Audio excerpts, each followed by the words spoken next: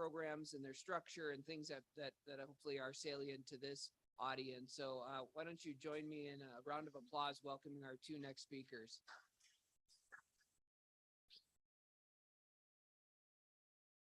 And Terry, we have you first, so I don't know if you guys drew straws and you got the short straw, but we're gonna ask you to kick it off.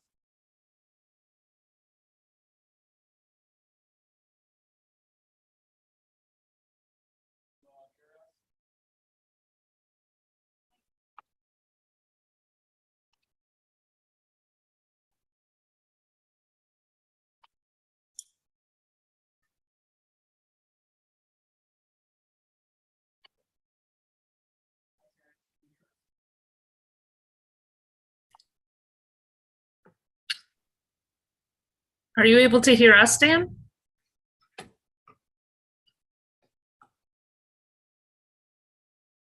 Eric, Terry, are you able to hear us? No.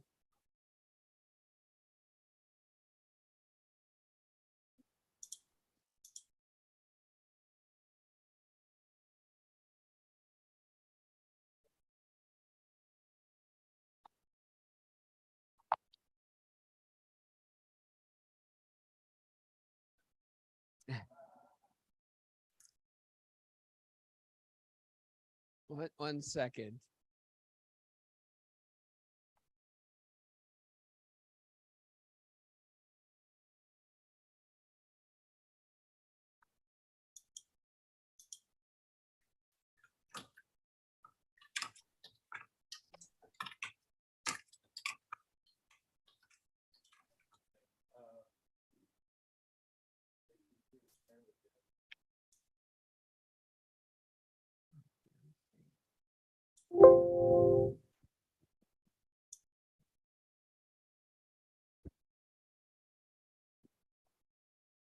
So Eric, you can hear just a little bit, and Terry, not at all.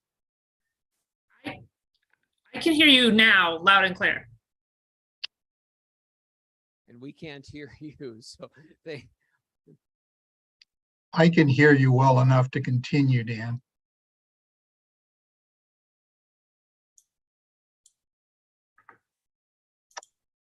I'll turn my speakers up to 100 and see if that helps. Eric, are you able to hear me? we can't. Yes, I can hear you at 100. Well, you know I'm a loud talker anyway. You might want to bring that down.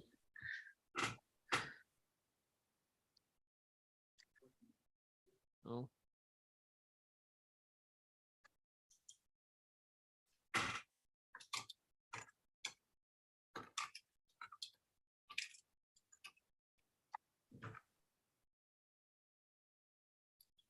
Oh. Terry says that she can hear us. We just can't hear her. This is Eric. I can hear Terry just fine. Dan, I can barely hear you, and I have my speakers all the way up. But why don't we go ahead and we'll see how this works. If Terry can hear you, she can cue me on what I'm supposed to do. But Dan can't hear me. They can't hear me at all. Oh, well, so I was thinking about if to tell some jokes, but my daughters tell me my jokes aren't funny. it's going to say, so it sounds like, so Dan, can you hear me? No, let's not ask me. Pepper me with questions and angry. 10 and a half years. Yeah. Decade. Wow.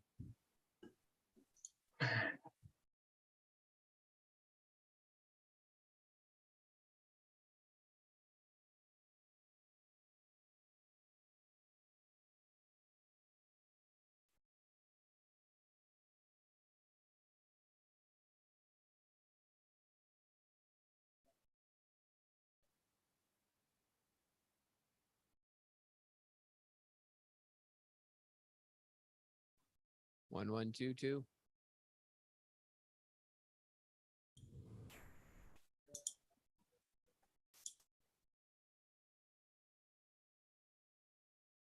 Is it a audio as a host? Are you able to hear me now, Dan?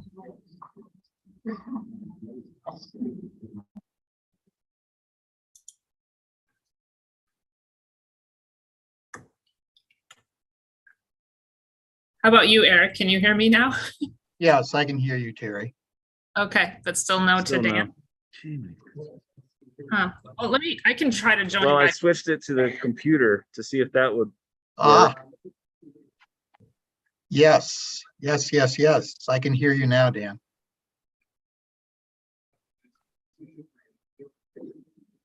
Eric, I'll try going out and seeing maybe I can join from I don't know if I can do the audio from my phone, maybe? And Dan, let me ask Dan here real quick. Dan, so you can't hear Terry. Working the is other that- day. I don't know why it's not working now. Radio speaker input. It's through the HDMI. Over there. Do you think that maybe we take out that speaker and see what happens? Speaker. Yeah, so you'll want Speaker, The I microphone. think we should have left the microphone.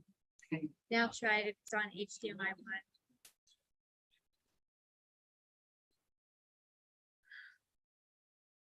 How about now, Eric? Can you hear? I can hear you, Dan.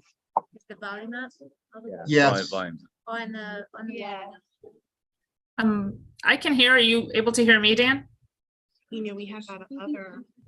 Jim, I can go ask Jim really fast. Eric, I'm Yes, gonna ma'am. try leaving and coming back in through the phone and seeing if that'll work. Hey, Okay. we can hear you now.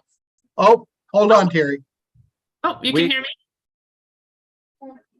Can you hear me? Yes. Both of you? Yes. Okay. Crisis averted. Thank goodness, because Zoom is, we are a Teams organization, so Zoom is like speaking a foreign language to me, so I wasn't sure what more to try on my end.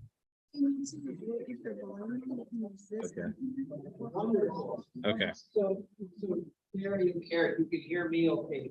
Yes. Or do we need to have you over here? Could you hear what Joe just said?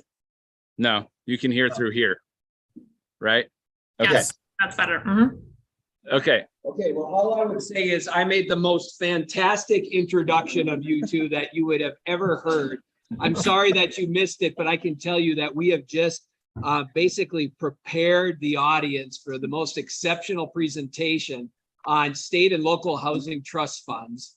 So no pressure, but now that audio is working, everything, we're actually going to turn it over to you. And Terry, I'd actually hope that you would maybe kick us off and then we'll have Eric pick up from there. Yes, absolutely. So, good afternoon, everyone. I'm Terry Rozanki with the Iowa Finance Authority, Housing Programs Manager. I've been with the agency about 15 years and worked with the State Housing Trust Fund since about probably 2008 or so. So I'm gonna stop my video and try to share my screen. So hopefully, are you able to see the slides? I think what I'm gonna do is bring them up on my end and you just tell me when you need to for me to switch them.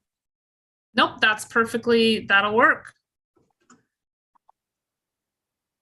Okay. So Iowa State Housing Trust Fund, you can flip ahead there, Dan. And this first picture is actually just a picture of a family that we did assist under one of our State Housing Trust Fund. It was actually a Habitat for Humanity project in one of our rural communities, but going ahead then to the State Housing Trust Fund. So it is established under Iowa Code section 16.181. It's a pretty short section of legislation, about a page or so. Simply states that a trust fund is created within the Iowa Finance Authority, and the monies in the fund are to be used for the development and preservation of affordable housing for low-income people in the state and for the Iowa Mortgage Help Initiative. That Iowa Mortgage Help Initiative piece was actually added several years after the initial creation of the trust fund, kind of following the foreclosure crisis That's a specific initiative that our state has to help homeowners avoid foreclosure. But it was created in 2003 by the Iowa legislature, and our first actual funding awards under the State Housing Trust Fund were made in fiscal year 2004. A dedicated funding stream was enacted in 2008. So and that dedicated funding stream has been amended and expanded a few times since 2008. But during those early years, the trust fund was really funded just through the annual appropriations process. So it did vary in those early years. And also in the early years, I'll mention that our finance authority, we had a contract with Iowa State University Extension, and staff from ISU Extension provided technical assistance specifically to entities that were interested in forming and communities that were interested in coming together to form a certified local housing trust fund. So that technical assistance in the early years was really key as well. We did not have staff capacity internally to be able to go out and work with those entities and form the trust fund. So that was very helpful in those early years as well. Okay, next slide. So in terms of how the trust fund is funded today, it's really through two primary resources as it currently stands. When the trust fund was first originated back in 2003, there was another entity, a nonprofit entity called the Iowa Housing Corporation that was dissolved, and loans that entity had held were placed within the State Housing Trust Fund as assets. So as those loans have repaid over time, those loan repayments from those assets continued to stay within the State Housing Trust Fund. But that was, we're going on 20 years ago now. So most of those loans have paid off by now. So there is some variable amounts of loan repayments and interest that are still trickling into the trust fund, but primarily there are two main funding sources for the State Housing Trust Fund in Iowa today. Those are a standing $3 million Rebuild Iowa Infrastructure Fund allocation, and that's known as RIF. Plus, it also receives 30% of the state's real estate transfer tax, up to a maximum of $7 million, which that $7 million cap started in just last fiscal year in 2022.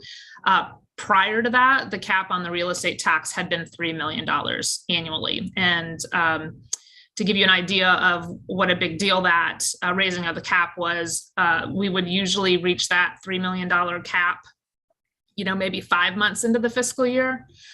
So being able to increase that cap to 7 million was a huge boost in funding for our State Housing Trust Fund, which had, that it had remained relatively static or had remained static for years prior to that change. So because we have some interest on some accounts and some of those loan repayments continue to come in, IFA does have to calculate the State Housing Trust Fund budget annually. Also, sometimes the legislature will appropriate some additional funding to the State Housing Trust Fund, and there's always a chance that they could, do something to interfere with the standing appropriation as well, should they so choose. But that's only happened once in the years I've been involved in the trust fund. So to give you a little background on the funding sources, the Rebuild Iowa Infrastructure Fund, and you can see the Iowa Code section there if you're interested in more information. Also, section 16.181A, that is where the RIF standing appropriation is located in Iowa Code as relates to the $3 million standing appropriation to the State Housing Trust Fund. But that RIF is supported largely by gambling revenue in our states, where through the wagering taxes and licensing fees. But it also does receive some funding through the state's that master settlement agreement with the tobacco companies. So that also goes into RIF. The total RIF budget for this fiscal year for our state is about 300 million.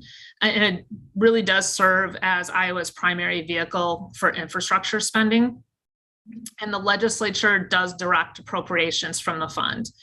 And there are several standing appropriations. The $3 million to the State Housing Trust Fund just happens to be one of those. And that was set, as I mentioned, very early on. That's been in place since 2008, I believe. So the other, going to the next slide, the next main primary funding source is that real estate transfer tax. And actually with the increase to the cap that took effect last fiscal year, the real estate transfer tax is now the primary funding vehicle for the State Housing Trust Fund. And again, there's a reference to the Iowa Code section if you're interested in more information, but I'm not sure what Wyoming has in place, but under Iowa law, a seller of real estate is assessed real estate transfer taxes when the deed is recorded, and it's set at essentially amounts to $1.60 per $1,000 of the purchase price. The first $500 is exempt, and the transfer taxes are normally taken as a credit by the buyer on the closing statement, and then the buyer then pays the real estate transfer taxes that are due when the deed is recorded, usually at the buyer's cost. So it's kind of complicated, but the county, Iowa has 99 counties, and the county keeps 17.25% of the real estate transfer taxes, and the county collects those and they deposit that percentage into the county's general fund. And then the remainder of the real estate transfer taxes that the county collects have to be paid to the state treasurer monthly. And that's also how our agency receives that 30% of the real estate transfer tax. That is the share that's going to the State Housing Trust Fund. We're also receiving that on a monthly basis until we hit that cap of 7 million. So once the money gets to the state treasurer puts 65% of the real estate transfer tax receipts into the state's general fund, 30% comes to IFA for the State Housing Trust Fund, and then the final 5% goes to the state's Shelter Assistance Fund, which is also administered by our agency, but the Shelter Assistance Fund is dedicated specifically to emergency shelters that are serving homeless households. The next slide is just talking about, so under our State Housing Trust Fund, Iowa has two programs, the Local Housing Trust Fund and the Project-Based Housing Program. So the Local Housing Trust Fund is where nearly all of the funding under the State Housing Trust Fund goes to support the Local Housing Trust Fund program. So by Iowa code, the Local Housing Trust Fund program must receive at least 60% of the State Housing Trust Fund allocation in any given fiscal year, but in reality, it's almost all of it. It's 97% over the past few fiscal years. So to give you an idea, in the current fiscal year, our Local Housing Trust Fund program budget will be about 11.2 million. We take applications. Applications are due October 1st from the trust funds every year, and then our board approves those grant awards in December. And that's it. So that's an annual award process. Our agency establishes a maximum grant award. That's a lot that each Local Housing Trust Fund may apply for each year, and we calculate that based upon a formula that sets, there's a set base award amount based on the type of Local Housing Trust Fund. So whether the Local Housing Trust Fund is serving a region, a number of counties, or it's serving one county in which an entitlement city is located, or we have a few trust funds that are only serving an entitlement city. And so there's a base award based on the type of trust fund, and then we add a per capita amount based upon the population of the geographic area that's served by the local housing trust fund. So kind of we take, once the budget, state housing trust fund budget is set each year, we kind of back into what's the maximum amount per capita that we can award and still maintain, come in. We try to get it as close to the amount available as possible. So we're allocating every dollar that's available to us. So kind of price is right rules, closest without going over is the motto there. And then the second program is what's known as the project-based housing program. And originally when the State Housing Trust Fund was first created, and there were only a handful of very few local housing trust funds that were up and operating and able to be certified. The project-based housing program, really the intent of that originally was to make sure that areas in our state that were not served by a certified local housing trust fund could still have a way to apply for state housing trust fund dollars. So it used to be originally it was really a true 60-40 split in terms of the money available. But as the number of local housing trust funds grew over time, probably maybe 2 or 3 years ago, we finally reached the point where the entire state was served by a local housing trust fund. Then, as that kind of shift happened, the amount of funding that was dedicated to the project-based housing program has decreased over time. But that program is really focused on development of affordable single-family or multifamily housing units for projects that are ineligible for funding under a local housing trust fund's housing assistance plan. So the local housing trust fund acts as the gatekeeper, and if an entity goes to the local housing trust fund and the local housing trust fund says that the proposed project is not eligible for funding under their housing assistance plan, but the trust fund actually supports the project and thinks it's a good idea, they can essentially sign a form and clear the way for that project to apply directly to AFA for funding. But it's a very small program. This fiscal year, only $300,000 allocated, which is the same as last year, limited to $50,000 maximum grant award per applicant per calendar year. And it's really become very popular with Habitat for Humanity projects. So I would say for the most part, for the last several fiscal years, that's exclusively what we have funded under that program umbrella. Okay. A little bit more about the local housing trust fund program, since it is our primary program. So only certified local housing trust funds can apply for funding under this program. And the certification process does involve certain threshold requirements that must be met, including a local governing board comprised of no more than 50% local government or public officials. The entity's mission statement must include affordable housing as a primary purpose. The trust funds have to comply with Iowa's open meetings, open records laws. They have to demonstrate sufficient administrative capacity. There's several other items, but and generally these are nonprofit 501c3 organizations as well. And they basically put together their package of documentation and submit to our agency seeking certification. And I review that and then make a recommendation to our board of directors as to the certification as a trust fund. We currently have 27 certified local housing trust funds across the state serving all 99 counties. In Iowa, we actually have one local housing trust fund that's in the process. They're going to dissolve over the upcoming in this fiscal year. And so we have counties, that trust fund that's dissolving serves 11 counties. So those 11 counties are in the process of realigning with three other existing local housing trust funds. So we'll continue to have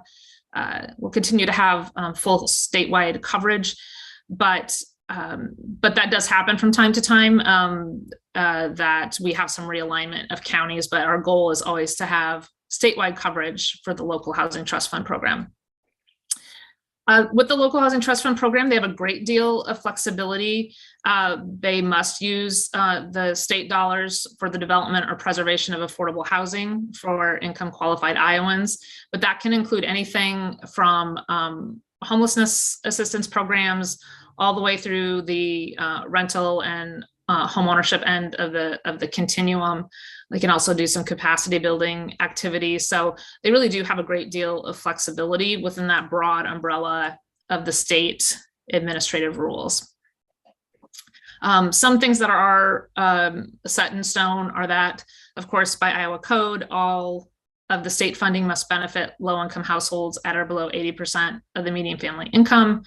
At least 30% of the local housing trust fund program grant award each fiscal year must be used to serve extremely low income households at or below 30% of median. The local housing trust funds do establish their own funding priorities. I often say they function as many Iowa finance authorities at the local level. It's a very grassroots driven program, with the idea being that they know better at the local level what their housing needs are than I do sitting behind my desk in Des Moines. So they craft their own housing assistance plan that they submit annually to our agency for approval. And that housing assistance plan is really their document to identify, do some data analysis and to identify the gaps in housing needs in the area they serve, and then specify the types of projects or activities that their trust fund will be willing to fund in order to help address those needs. There is a local match requirement, which is historically been equal to 25% of the total grant amount requested in the last fiscal year. And then this fiscal year and the next, we have relaxed that local match requirement a bit because, as I mentioned, the funding available jumped, almost jumped pretty significantly with the increase in the real estate transfer tax cap from 3 million to 7 million. So it happened very quickly, kind of happened at the, of course, at the tail end of the legislative session, and then their applications were due in October 1. Cities and counties had already long before that certified their budgets. And so that we have allowed some ramp up time for them to also increase their local match resources. The next slide is just a map showing you our local housing trust funds. And as I mentioned, we do have, it's not a one size fits all model. In some cases there we have 3 different trust funds that exclusively serve entitlement cities. We have about 6 of them that serve an entire county in which an entitlement city is located, but the county and the entitlement city all participate together in one certified local housing trust fund. And then the remainder of the trust funds are all regional in that they serve multiple counties. The next slide showing you kind of by the numbers throughout the State Housing Trust Fund's history. We've awarded almost $101 million under the State Housing Trust Fund since its inception in those first awards in fiscal year 2004. And again, the vast majority of that, over 93 million, has been under the Local Housing Trust Fund program, with an additional 7.6 million under the project-based housing program. With those grant awards, the grantees have assisted more than 35,000 housing units across the state. And it seems I can't spell there, but also there's another over 3,200 additional housing units that are estimated to be assisted under open grant agreements. And in terms of leveraging, that's something else that has made this program really popular on both sides of the aisle. in our state. Over 171 million in other funds have been leveraged. And so for every dollar of state investment, they've been able to leverage $1.70 in other financing. I will say that leveraging number has decreased over time. It's just as with everything else, it's just harder and harder to generate local match especially for some of our rural local housing trust funds. And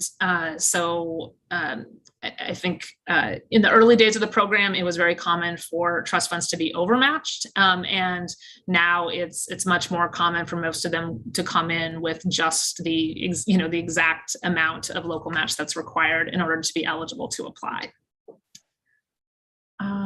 But again, also, just mention again, the leveraging has made it very popular, but also it has, as I mentioned, it's been very popular on both sides of the aisle. It's usually the first referral source. If a legislator or the governor's office, if a homeowner or someone, a constituent with a housing related need contacts their office, they will oftentimes refer them either to our agency or directly to the local housing trust fund that serves that constituent. So it's been very popular and well supported. And that is it for me. The last slide has my contact information. So certainly if you have any questions down the road, feel free to reach out. And I think I'm going to turn it over to Eric now, who's going to tell you more about things from a local housing trust fund perspective. Thanks, Terry. Very good. I am going to try and get back on here again. Come here. Aha. So my name is Eric Burmeister. I am the executive director of the Polk County Housing Trust Fund. And there it is, it came back. And I have been in this position about 11 years. And the Polk County Housing Trust Fund, if you remember the map that Terry showed you, we're number 7. So Polk County is actually the major part of metropolitan Des Moines. We're starting to move into some other areas of the central Iowa of the state, but for the most part, most of the population of greater Des Moines lives in Polk County. We have, I don't know if we were the first local housing trust fund that was formed at the time the enabling legislation occurred, but we're certainly one of the first. So the trust fund currently really has 3 major areas of work. The first is that we do the research and planning work around housing needs in Polk County and in central Iowa generally.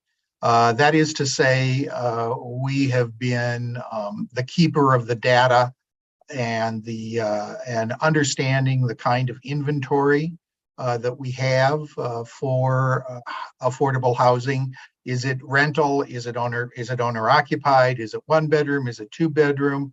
Becoming more important, where is it geographically located within the county? Also do work understanding the demographic that needs affordable housing. So are they singles? Are they families? What is their income situation? What is their job situation? And increasingly more important, what's their age situation? So Iowa is a state that's growing older faster. And one of the things that we continue to see as a growing need is affordable housing for seniors. So that's the first thing we do. The second thing we do is we do a lot of work in the policy area. So as many folks, probably including you, that work in the area of affordable housing, the affordable housing policy is very much centered at the local and state level. So in terms of having discussions with cities in our county about their challenges, their housing challenges, as well as hopefully seeing some successes in providing housing for their residents. The other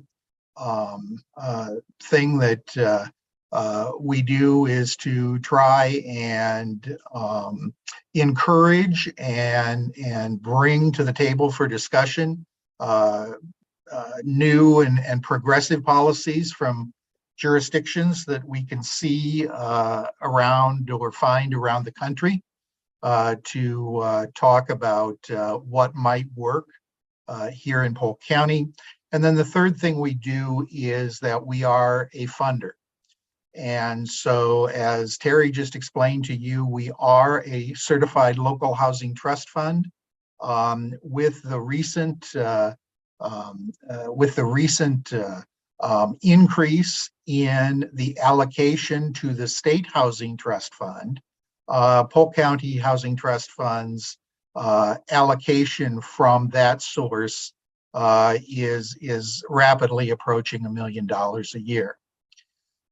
In addition to that funding, we receive $1.5 million in funding from Polk County itself for the work that we do. And then in addition to that, we raise between $500,000 and $700,000 annually from the mostly from the business and foundation communities in Polk County to help us fund programs for folks that need affordable housing. So that's the quick elevator speech on what it is that we do generally. I'll ask you to flip to the next slide, and we'll talk a little bit about specifics today on what's going on here, what we've done the last year or so, and what we expect to be doing in the future. So this first slide is one that resonates with us here in Iowa, and I assume it may resonate for folks in Wyoming as well.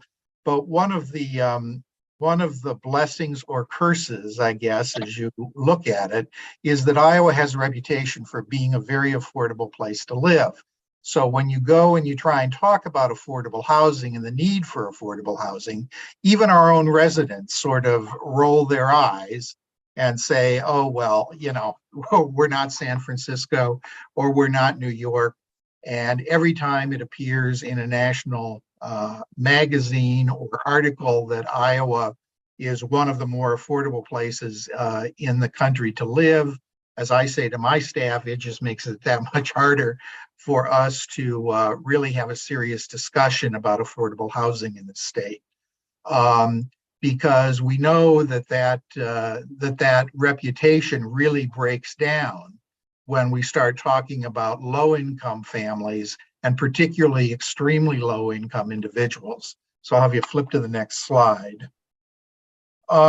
So as you see in this slide, and again, this is Iowa data, but these are the kinds of things that we use when we're out talking about need and about policy decisions that we believe that we can have an impact on. You can see that the folks who are most severely rent burdened and are in fact paying the most for their housing are in fact these low and extremely low income renter households. And when you start looking at the percentage of their income that they pay just to remain housed, and sometimes not to remain particularly well housed, you start to see that that there are many folks in Iowa that are struggling. I'll have you flip to the next slide. So this again is another chart that has been useful to us in talking to not only to potential funders, but also to cities within Polk County about who of their folks are really struggling the most. And I realize the mouse type on the bottom there is probably illegible, but I think that Dan's going to send this out to folks. You can read that. But I think the thing that is really the thing that sometimes shocks folks the most is that 43% of this pie chart that are really the working poor. So these are not folks. There are certainly folks who are struggling, who are disabled, who are senior citizens and retired, others who are not working simply because they have either minor children, small children to take care of, or sometimes an elderly parent. But the fact is that the vast majority of extremely low income renter households are employed. And so we oftentimes talk about our service workforce as being the group of people who really benefit the most from what it is that we do, and this not only the services that we fund, but also the units we help to create. Just as an aside, this became very stark during the pandemic, because many of these folks who are the working poor were in those customer facing, sometimes called essential workers, who were in fact really not being paid enough to adequately pay for their housing, but many times were still either required to come to work, or in some cases, if they were in the hospitality area, were just simply lost their jobs altogether. So I'll have you flip to the next slide. So again, some things that we do use to talk to folks about why affordable housing is important. Now, these are last year's numbers. The new numbers have just recently been released. But as you can see, that if you're looking to rent a 2-bedroom apartment in Polk County, you're going to be needing to earn, or your household's going to be needing to earn, at least $17.35 an hour in order to afford that apartment, and not to be spending more than 30% of what you earn on your housing. And so here are just some of the folks, again, trying to put a face to data, which we find to be extremely helpful in talking to particularly our politicians locally and at the state level, as well as talking many times to folks who have a negative reaction if they find out that somehow affordable housing is being planned for their neighborhood or their community. Putting faces to these folks that will benefit from that affordable housing becomes a way to sort of break through some of those initial barriers. Go ahead and flip to the next slide. So we also are very much interested in connecting the issue of workforce and housing together.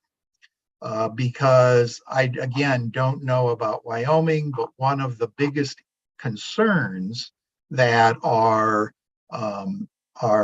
businesses and politicians are having in this state right now is a workforce shortage in finding many open jobs. And of course, sometimes when somebody says, listen, why should we subsidize housing when in fact we've got all of these open positions? Well, one of the things that we have to be very specific about is that many of the positions that we're talking about simply do not pay a housing wage. And many of the jobs that are open, and I'll say this, Terry can either plug her ears, but certainly not report it back to her boss. Iowa is a low wage state, always has been. I've been here since 1978, and it has always been a situation where our jobs here pay less than similar jobs around the country, and certainly fewer higher paying jobs than you're going to find in other states. So this particular statistic is one that we use quite a bit when people talk about, well, folks just need to pull themselves up by their bootstraps. 41,000 people who live in our central Iowa region cannot afford to live on their own, even if they're earning wages in the 90th percentile of their current occupation. I'll flip to the next slide. And so one of the things that we do at the Polk County Housing Trust Fund is to make sure that with the limited resources that we do have, we seek to help build housing and to keep housing affordable for the people that are struggling the most.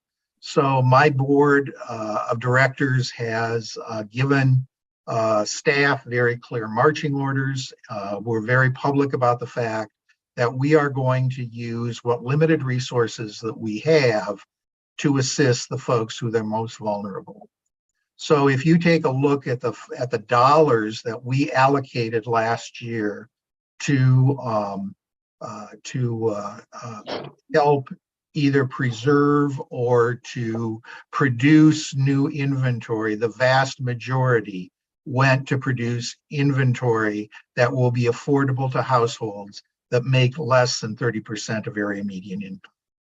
If you'll remember in Terry's discussion, she indicated the state enabling legislation does require that all housing trust funds devote a certain percentage of the state housing trust fund allocation to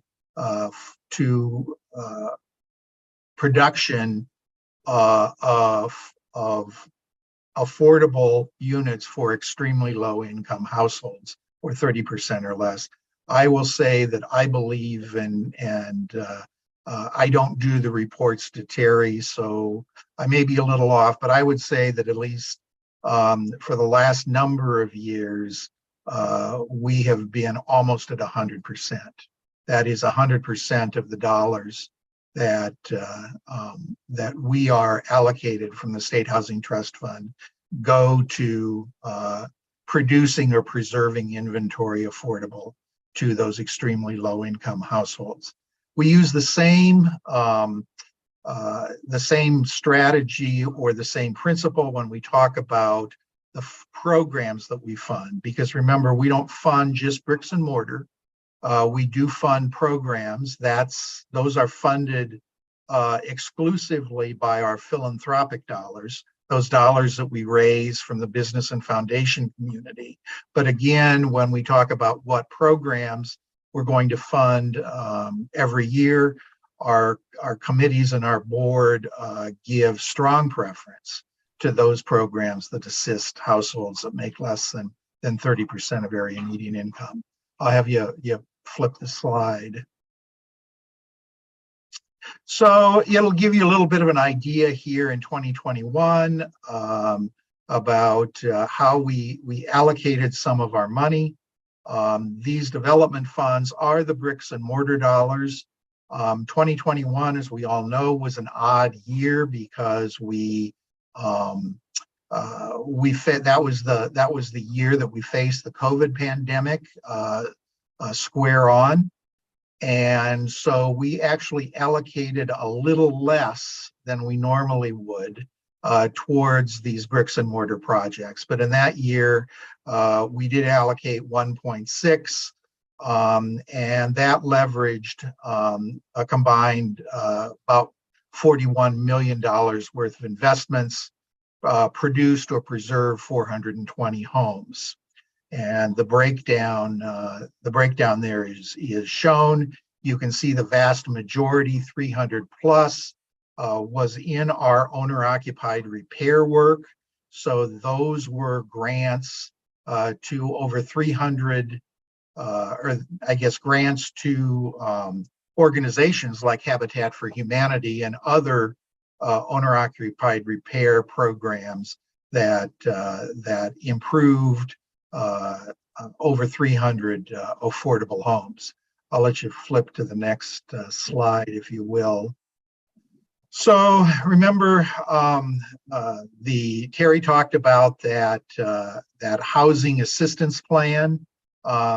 We call ours a housing allocation plan, but every year the board does, our development committee does propose, and the board approve how we're going to allocate all of the dollars that we have. You'll see in the fiscal year that just ended on June 30th, you can see what our allocation plan looked like in terms of dollars dedicated to those activities. If you'll flip to the next slide. So we do have we've had, I guess, during the pandemic, we had a really, I think, important role to play in helping with the local emergency rental assistance program that was set up because of the pandemic. So if you're familiar with that program that the federal government set up, and which in some places, including Polk County, is still operating, you'll remember that that money did not start to flow to the localities for rental assistance until about February of 2021. But remember, the pandemic started in April of 2020, and the various eviction moratoria that were put in place by local governments, state governments, and the federal governments began to expire in midsummer of 2021, and Polk County was faced with a huge eviction backlog and was faced with a huge potential for a crisis. This picture, you'll see the folks standing there with me are members of our local Board of Supervisors. The Board of Supervisors came to the Polk County Housing Trust Fund and said, we are going to provide emergency rental assistance funds because the lovely lady on the far left there, Angela Conley, you need to, if you know Angela, you know basically what Angela said to me, and she was our outgoing board chair at that point in time. I don't want to read about any kids sleeping in cars, and hung up the phone. And so they transferred over the course of about 6 months almost $1.3 million of county resources to us to actually sit down at Polk County Eviction Court and write checks to landlords in return for dismissal of eviction cases. We were able to raise about another $700,000 outside of our regular fundraising from the business community and from some very generous individuals, to the extent that by the time the federal funds got here for emergency rental assistance, we had spent about $2 million in local rental assistance and had literally prevented almost 1,000 evictions in Polk County.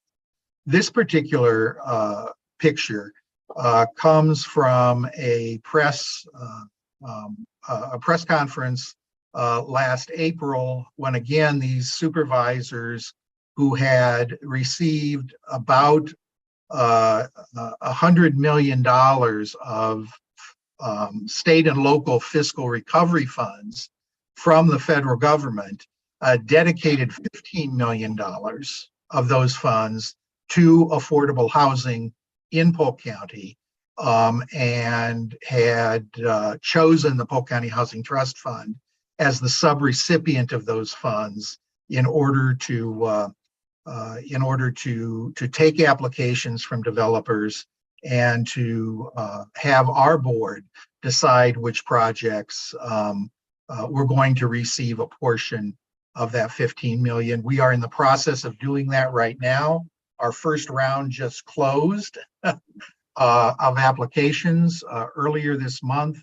Our board of directors approved approximately $4.5 million of allocations to various projects.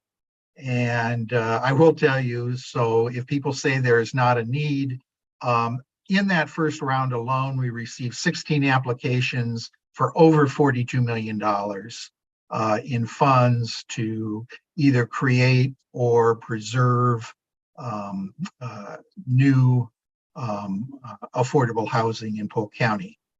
I think that might be it, but switch, is that the last slide we got? Oh, no, we've got the program and supportive service. So what we've just talked about are basically the bricks and mortar programs. Here are the results of the dollars that we granted in 2021. Again, 2021 was an odd year. So we only allocated about $400,000, but this is the results of the programs that were supported with our dollars. Go ahead, Dan, and that's it. And so we also, what you see is the logo for a program that we jointly manage with the regional economic development program, which is we call Capital Crossroads. This is a regional look at affordable housing. So, and it is we had branded it Here We Grow. If you're interested in that from an economic development standpoint and how we braid economic development with affordable housing, go to herewegrow.city, and you can see what we do there. It's not branded as an affordable housing program, and there's strategy behind that. It's branded as an economic development program, and having great success, frankly, in helping individual cities understand why housing is such an important part of their growth plans, and that not recognizing the kinds of housing that's needed for a growing workforce is in fact an impediment to their own strategic development plans. I think that's the end of the slides, and I think that, oh God, here we go. So I'm sorry, I didn't look very carefully at these and didn't pull them. I mean, I looked at them, but I didn't pull them up. So these are the three main principles of Here We Grow. And again, of course, like I said, one of the big ones is to really take a look carefully at what your job centers are and what the wages are around that job center.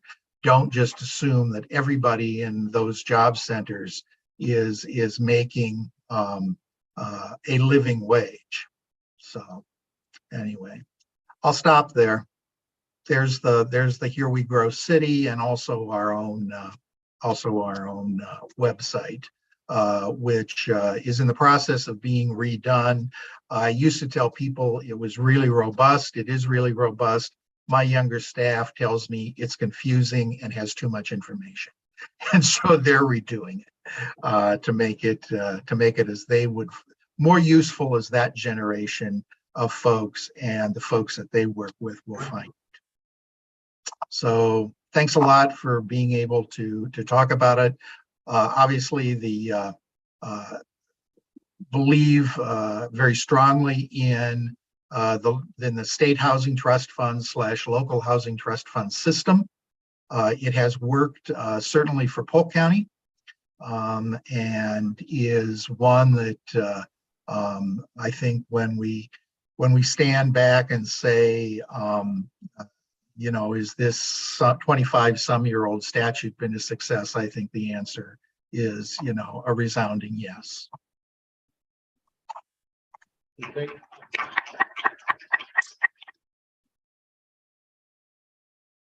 Thank you both so much for your time. Are there any questions? Yeah. What constitutional issues did you face, Terry, when you looked toward enacting enabling legislation, and how did you navigate those? Dan, you're going to have to repeat these to us because we can't hear them.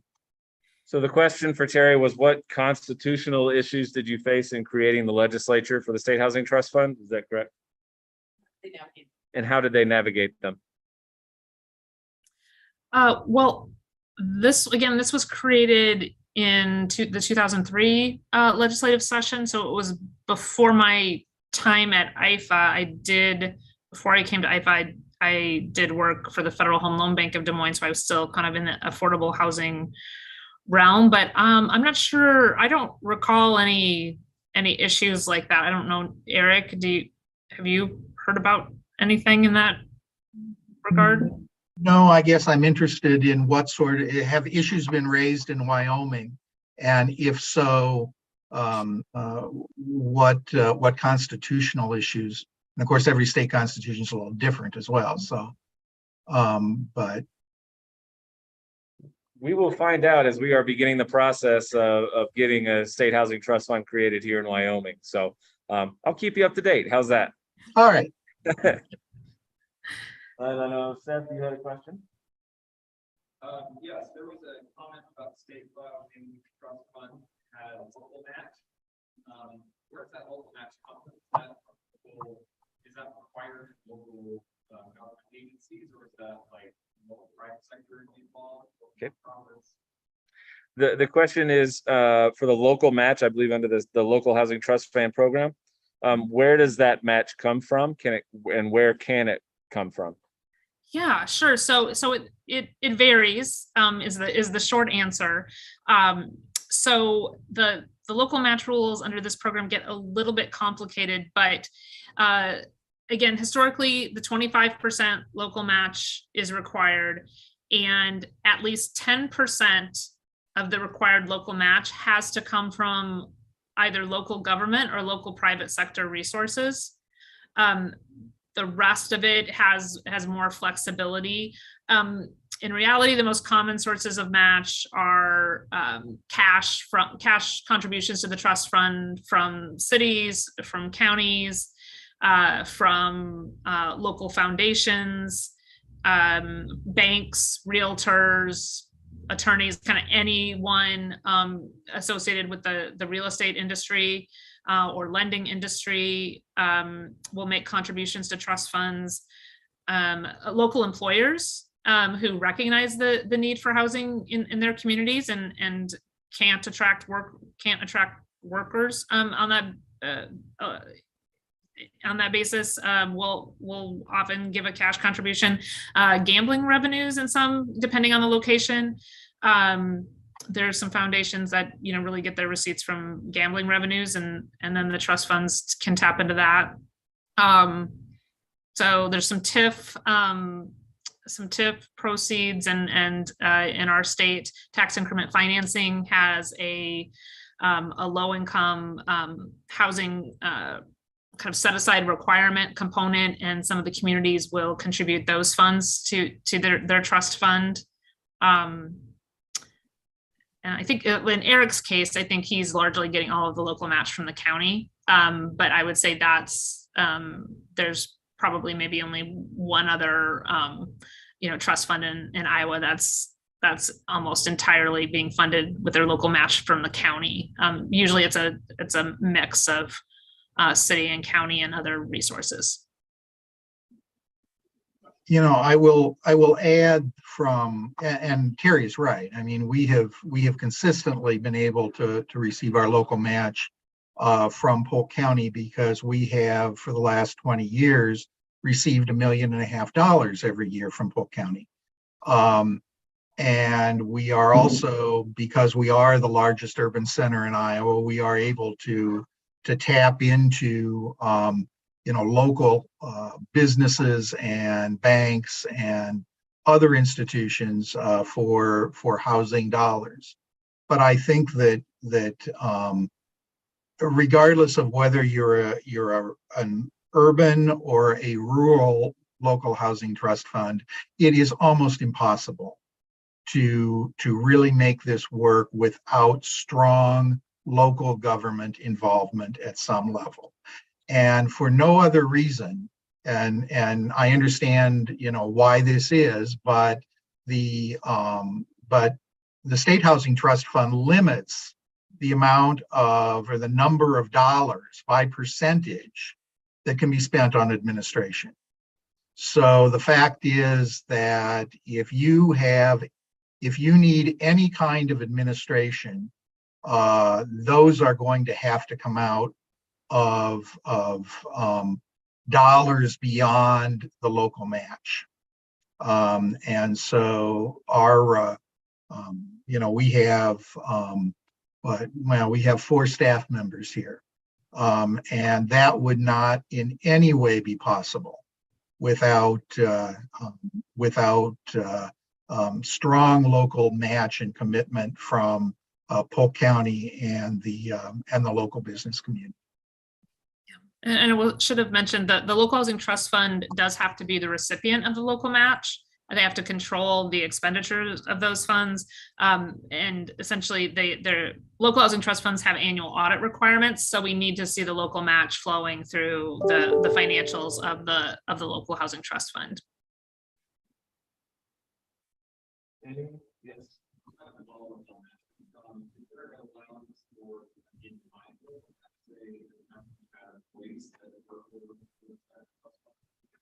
Follow-up question to the match question was, is there an allowance for in-kind donations?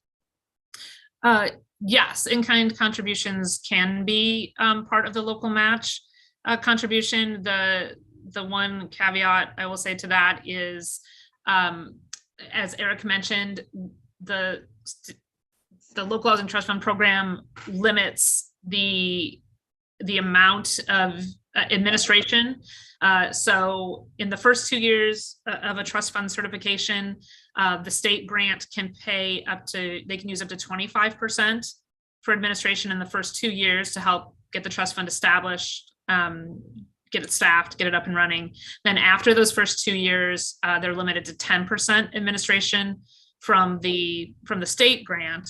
And then on the local match side, up to 25% of their local match contribution can be used towards administration, whether that's in kind or cash contributions to administration. But I would say that almost all of the in-kind contributions that we see come in as local match are under that administrative umbrella. Once in a while, we've had, I think can think of a couple examples where land has been donated to a trust fund, and the value of that has been used, but the in-kind stuff has pretty much exclusively been on the administration side. So that has been, that was capped at 25% of their local match contribution. Perfect. Anything else from the crowd?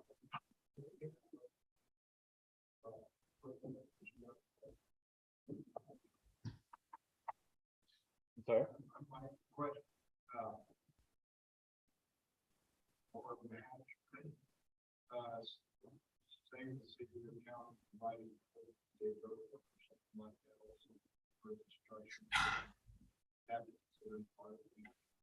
Another follow-up on the match, if would it be allowable for a city to donate, say, earthwork or some kind of help with a development? Would that be allowed to be a part of the match?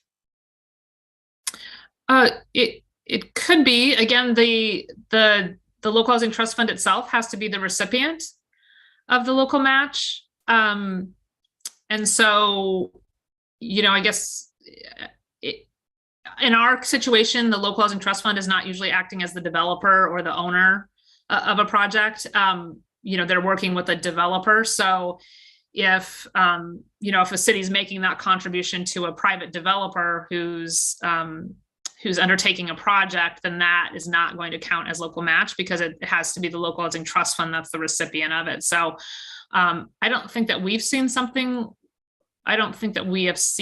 like that under our program, but under our project-based housing program, where we have, a Habitat for Humanity affiliate, for example, applying to IFA directly, that we have seen some contributions by city under that program. So it's just a little bit differently structured.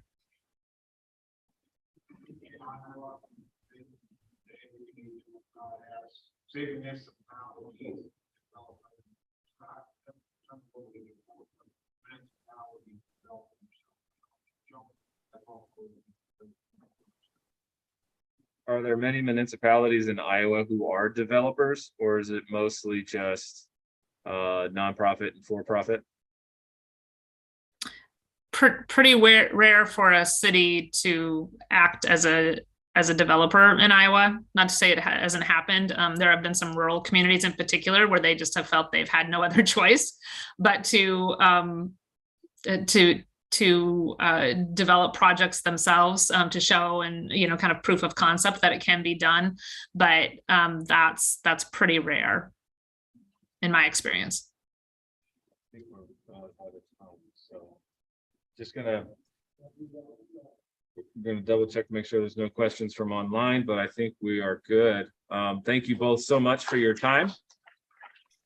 You're welcome.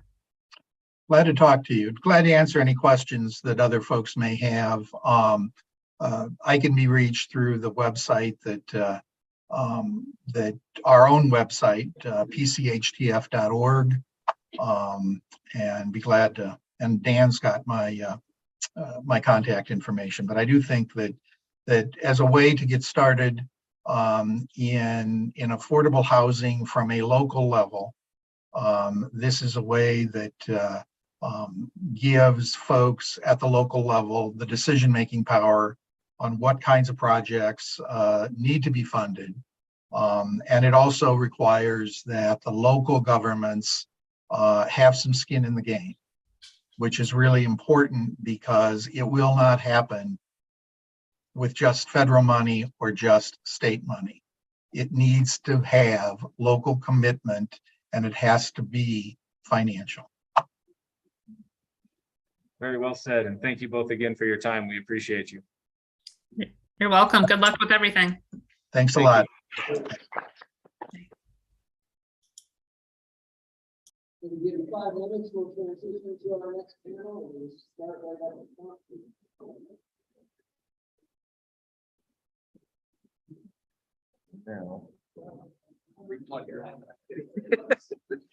I think so.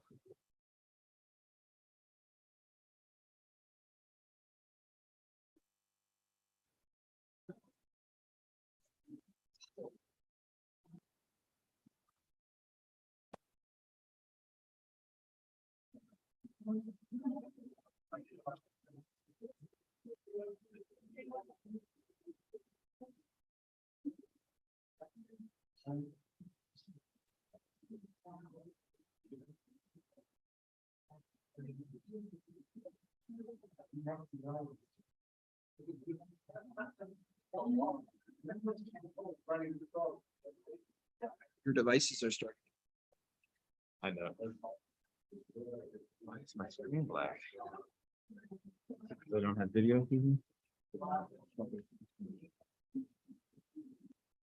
There it goes.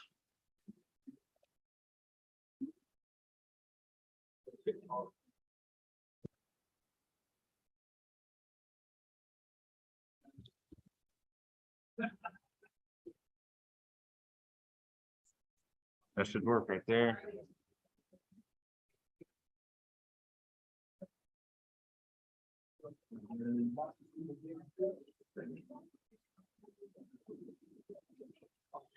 If you can turn down the air just a tiny bit. Yeah, it's a little chilly in here, yeah. I agree.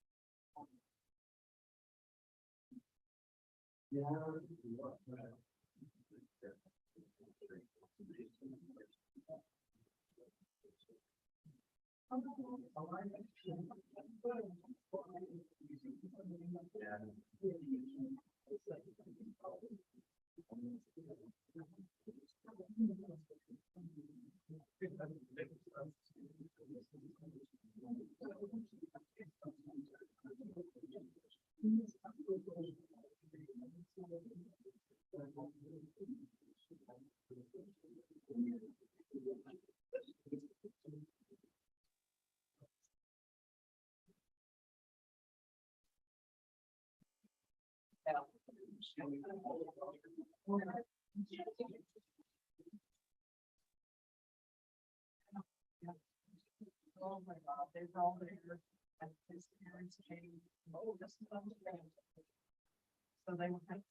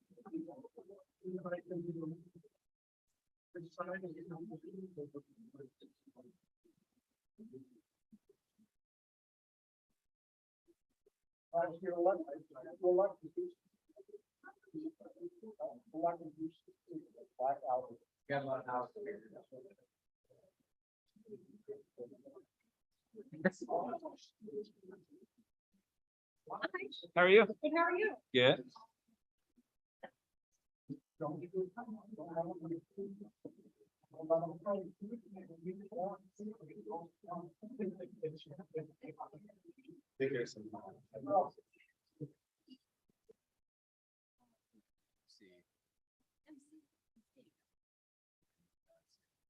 haven't had much chance to talk to you, but the college historically, and specifically very long past, has been such a strong partner for fun. It's changed. It's fun to be training through the college. Doing one with you and Ember, right? Yes, Then yes. if I remember correctly, Albany. Medical assisting. Is that medical assisting? It's been, I know Tess has been really figuring that out and trying to get that underway. We have, I don't know that we've done that. It's kind of like an upwardly extended campus. Maybe. Not over there. I don't think I've done so many of the different options here. Okay. Okay. Yeah, I will do my best. So I will just go through questions.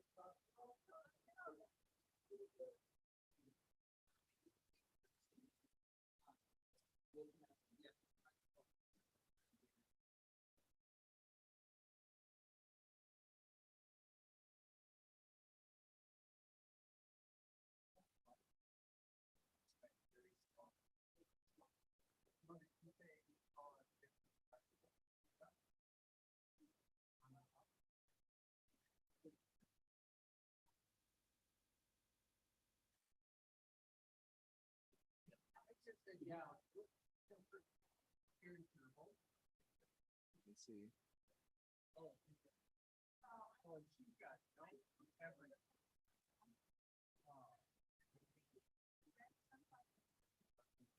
Yeah. He's got a back here.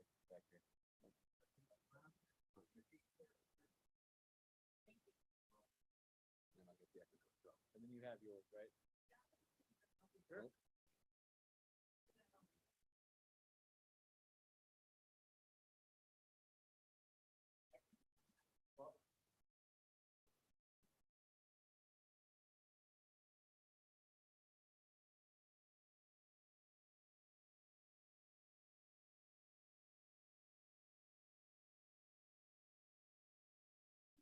Okay, hopefully everybody had a chance to refresh their coffee, their water, the sugar that's been so generously provided on the table to give you that little boost after lunch. I certainly appreciate it.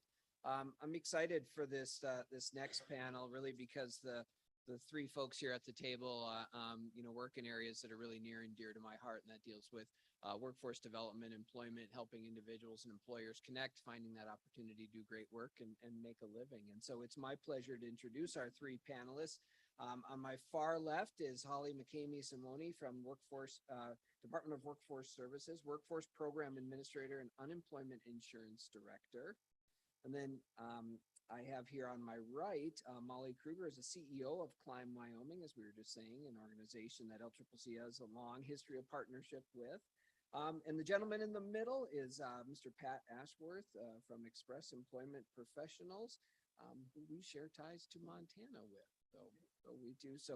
So welcome to the three of you. I'm going to go ahead and kick us off here, and I think I might start here with Molly on my side, and then we'll kind of work our way and pass the microphone as we go through. So Molly, if you're ready, let me start with a question. How does affordable housing affect an employer's ability to hire both locally and from outside the community? Thank you. And thank you guys. Can you hear okay? Only for online. Oh, okay. Okay. Thanks for being here and interested in this topic. I'm learning with all of you today. My specialty and the specialty of Climb Wyoming is working with families in poverty. We are a job training program for low-income single moms and work with families, family size of 3, average monthly wage is about $550 a month. So working with families in deep poverty as they come to Climb, and we do not provide housing, but we provide support to resources for housing. And what I know is that a lot of women that come to Climb Wyoming, mothers, are piecing together housing. So they might live with friends, they might live in vehicles, they might be moving weekly, daily, maybe monthly. Housing is not very stable. So when I think about employers who a large part of our mission is to think about employment as a poverty alleviation solution. So we're really looking to provide job training for a short amount of time and then place women in jobs where they can double or triple their wage pretty quickly in a matter of 12 months. 12 weeks, not 12 months. And so in that time period, we're talking to employers about what the needs are in the local community. We're putting job training programs together to meet those needs. And we're a statewide organization. So we have 6 sites across Wyoming. And these job training programs are different at every site, and they change every 3 months because we're listening to what employers are telling us they need. So the housing need varies throughout the state. And what we find is that our participants, as they come to Climb, don't have the luxury to determine where they live connected to the job they can get. They are needing a higher wage. And so we help them with training, and then we help them piece together a plan to get to work. So housing is less of an option as far as what kind of job will they take based on housing. It's definitely more of how can they make ends meet and have a safe space and then increase their wage so that they can then look towards programs to help them have more sustainability and purchase a home farther down the road. But at our part of the program, we're in the very beginning stages and aren't tied necessarily to specific industry, employment, and housing because we're still focused on stability. So at Express Employment, probably a fair portion of the people that we hire are in that lower echelon of making a wage that they can afford housing. So that's one of the key issues of a lot of the people that come into our place. You know, they're looking for, I need a job because I got rent due and stuff like that. So it makes a huge difference. The other thing is, you know, with a lot of companies in this town, they're looking to hire multiple people. If you don't have the housing, they're not going to live here. As we know, we live in a gated community.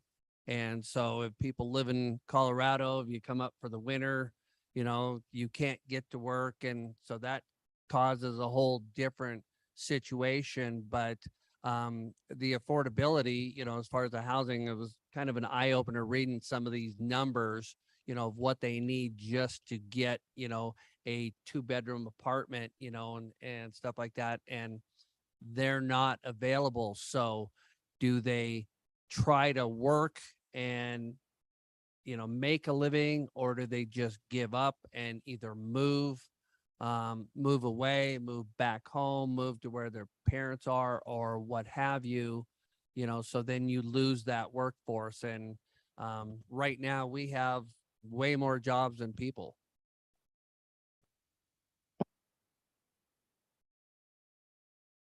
So I oversee our workforce centers, and we work a lot with folks who are struggling to make ends meet, job seekers coming in our doors. And then we also work with employers and help them recruit and retain employment. And one of the things that we see is that housing greatly affects an employer's ability to recruit and then also retain employees, especially those single parents like Molly mentioned. Sometimes they're having to have 2 and 3 jobs just to make ends meet so that they can afford their rent payments. We see a lot of the entry-level positions are difficult to, once they obtain them, it's difficult to try to get upskilled or do anything like that to maybe move into a more secure housing situation. And we do see some of our job seekers at those entry-level positions who don't have stable housing and are, we call it couch surfing, which is not a lovely term, but they're staying on someone's, in someone's basement or someone's couch, and they're staying with relatives and those kinds of things.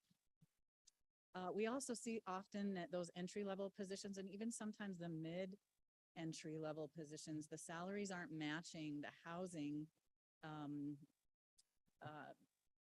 rate that we see in our communities, especially in communities that have a lot of tourism there. And we have heard of some employers even offering employees to stay in their basement, or they've got a little apartment out back or something like that, just to help them get their feet in the door and secure some housing. So it's definitely been something that we have seen across the state as an issue for both job seekers and employers.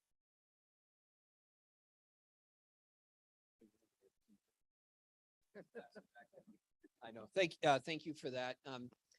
Pat, you mentioned it. Sometimes we look at the workforce that exists around us, like the Colorado Front Range, as an asset. At other times, that distance, even the distance sometimes for Southeast Wyoming people commuting between Laramie and Cheyenne, can certainly be a challenge. And so, Pat, maybe I'll start with you on this one. Do you think the cost of housing contributes to our reliance on a commuting workforce? And if so, what are some of the challenges, like weather and things like that? Do we hear from employers that we actually see a loss in productivity and a loss in productivity time when more of their workforce has to commute from some of these other communities?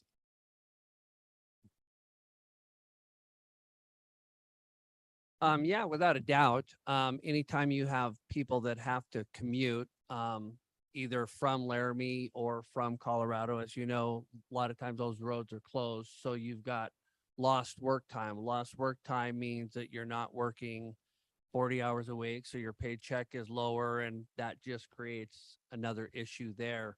As far as like the wintertime commutes and stuff like that, besides the roads, the other big issue that we see is reliable transportation, especially in the wintertime, because a lot of people, if they live in apartment complexes or something like that, our transportation system, our bus system, is not the most convenient that will get people from where they live to where they work. They're going downtown first, or transferring, so now you're talking maybe an hour and a half more commute, oddly enough, in Cheyenne, just to get to work. And those hours may not work to get them to work or to get them home. So that creates a whole different problem there. And then you've also got, when you're in those entry level and the lower income people, just the transportation that maybe they have, the cars that what we see a lot in the wintertime is my car won't start. I can't get it out of the driveway. I can't get it off the road. I can't go to work. So, and those, the people that are in those lower, income, jobs, they're the ones that get affected most on those kinds of things, just trying to get to work.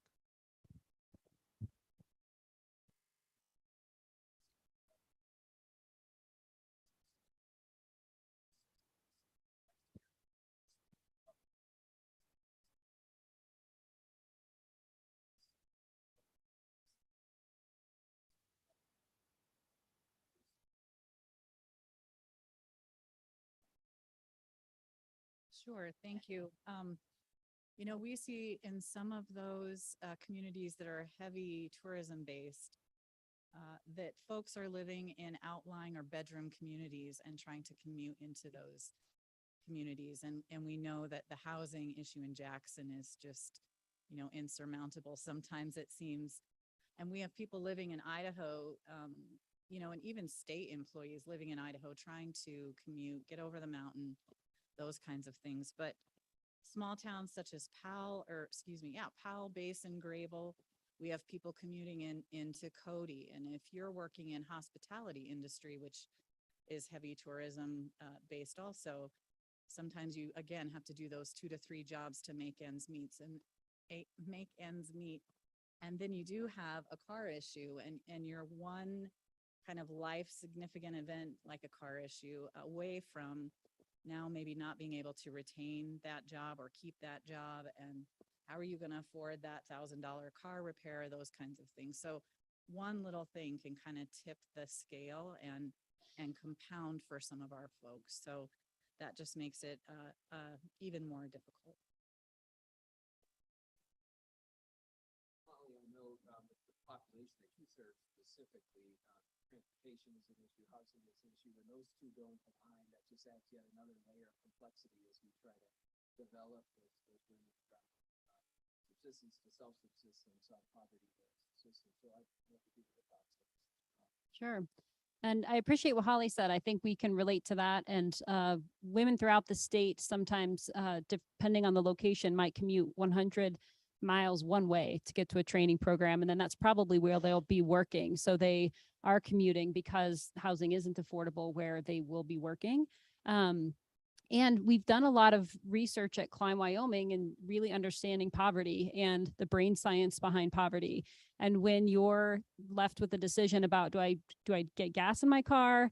Do I feed my kids? Those are really hard decisions, which then really impacts your executive functioning. So things like problem solving, emotional regulation. So there's not a lot of, when you're one car maintenance issue away from losing your job and you can't necessarily problem solve because you're really trying to meet your basic needs, that's a huge issue. And I think it's a really, it's an issue that when women come to Climb Wyoming, we talk a lot about, because the more of those basic needs that we can help people get in place, the higher they're able to, the more they're able to improve their executive functioning. So then they can problem solve to keep their job. They can get the resources that they need to be successful long-term. That's really hard to do when you're worried about where you're going to stay at night or how you're going to get to work when you know it's a winter night and there's a big commute that's scary and you're the sole person responsible for your children. So I just want to help you understand, I think, some of the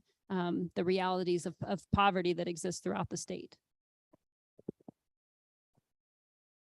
Molly, I'm going to start back with you again, but I want to read the question, and each of you could probably provide a little bit different flavor on this. So the question is, are certain industry or occupation workers less attracted to an area based on housing affordability? And how does that correspond to maybe hard to fill positions? And specifically, Molly, I'm thinking with you, does the availability of housing sometimes take these wonderful individuals who you have now take them out of our community because they go elsewhere to find a job where housing is more readily available? That's a great question. And I think that oftentimes the participants we're working with aren't able to choose their industry they're most excited about. They need a job that has a higher wage, and so they'll do what the training is that will be provided. And then they figure out the women that we work with are very creative and resourceful and have a network of fellow women. When women come to climb, they go through a program with 10 or 12 other women. So they really learn how to increase their social capital and work together. And through that process, I think oftentimes they figure out, how am I going to figure out where I'm going to live, and where do you live, and do you have any space we could share? I think there's kind of a community approach that's taken. I will say, you know, I think being in Cheyenne, I think it's common that oftentimes people, the more training they get and the more experience they have, they tend to leave or to go to larger areas where housing might be cheaper or there might be more opportunities. But I don't tend to see, I don't tend to see this based on occupation for our population. I think they will do the jobs where they have the training and where they can get additional training to increase their wage.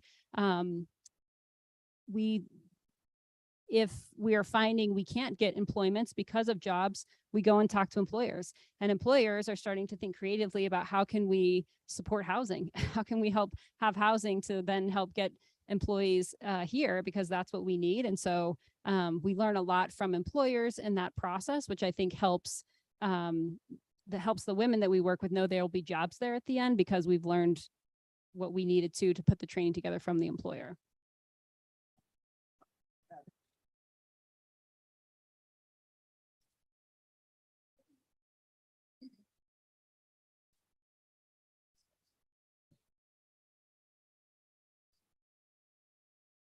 Well, some of the hard to fill positions we have are the higher skilled positions in the skilled trades, which we obviously need a ton of, and higher admin positions. So I don't think housing affects that population as much as maybe the lower end of them.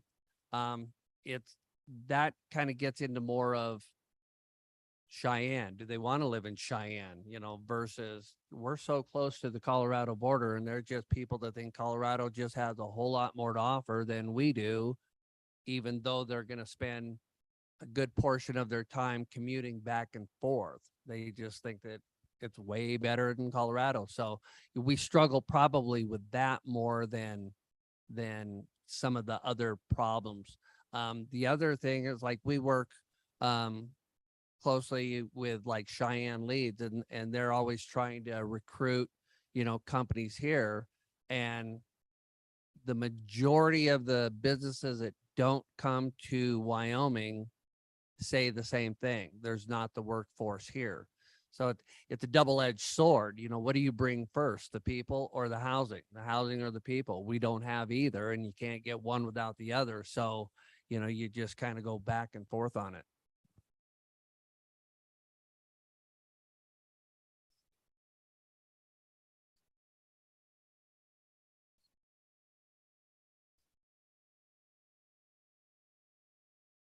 Sure.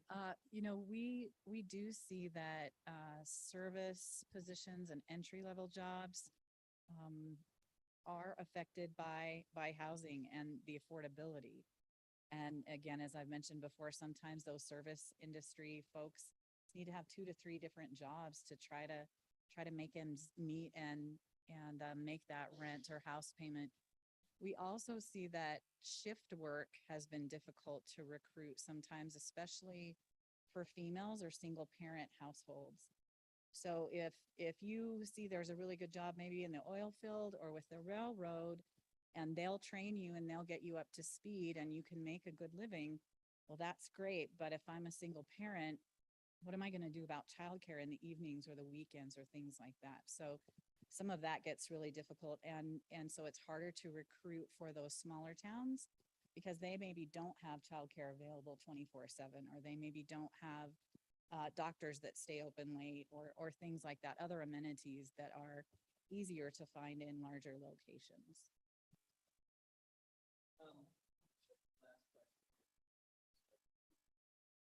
Sure.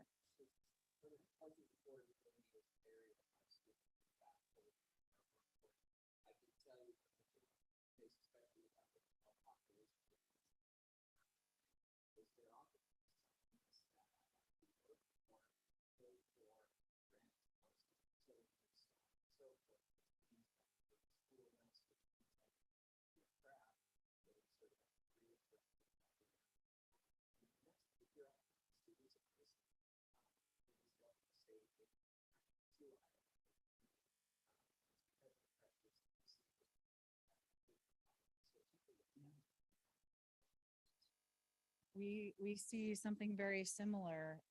Again, if you're working an entry-level position, but maybe you have 2 or 3 jobs trying to make ends meet, you don't have a lot of time to put into upskilling or retraining.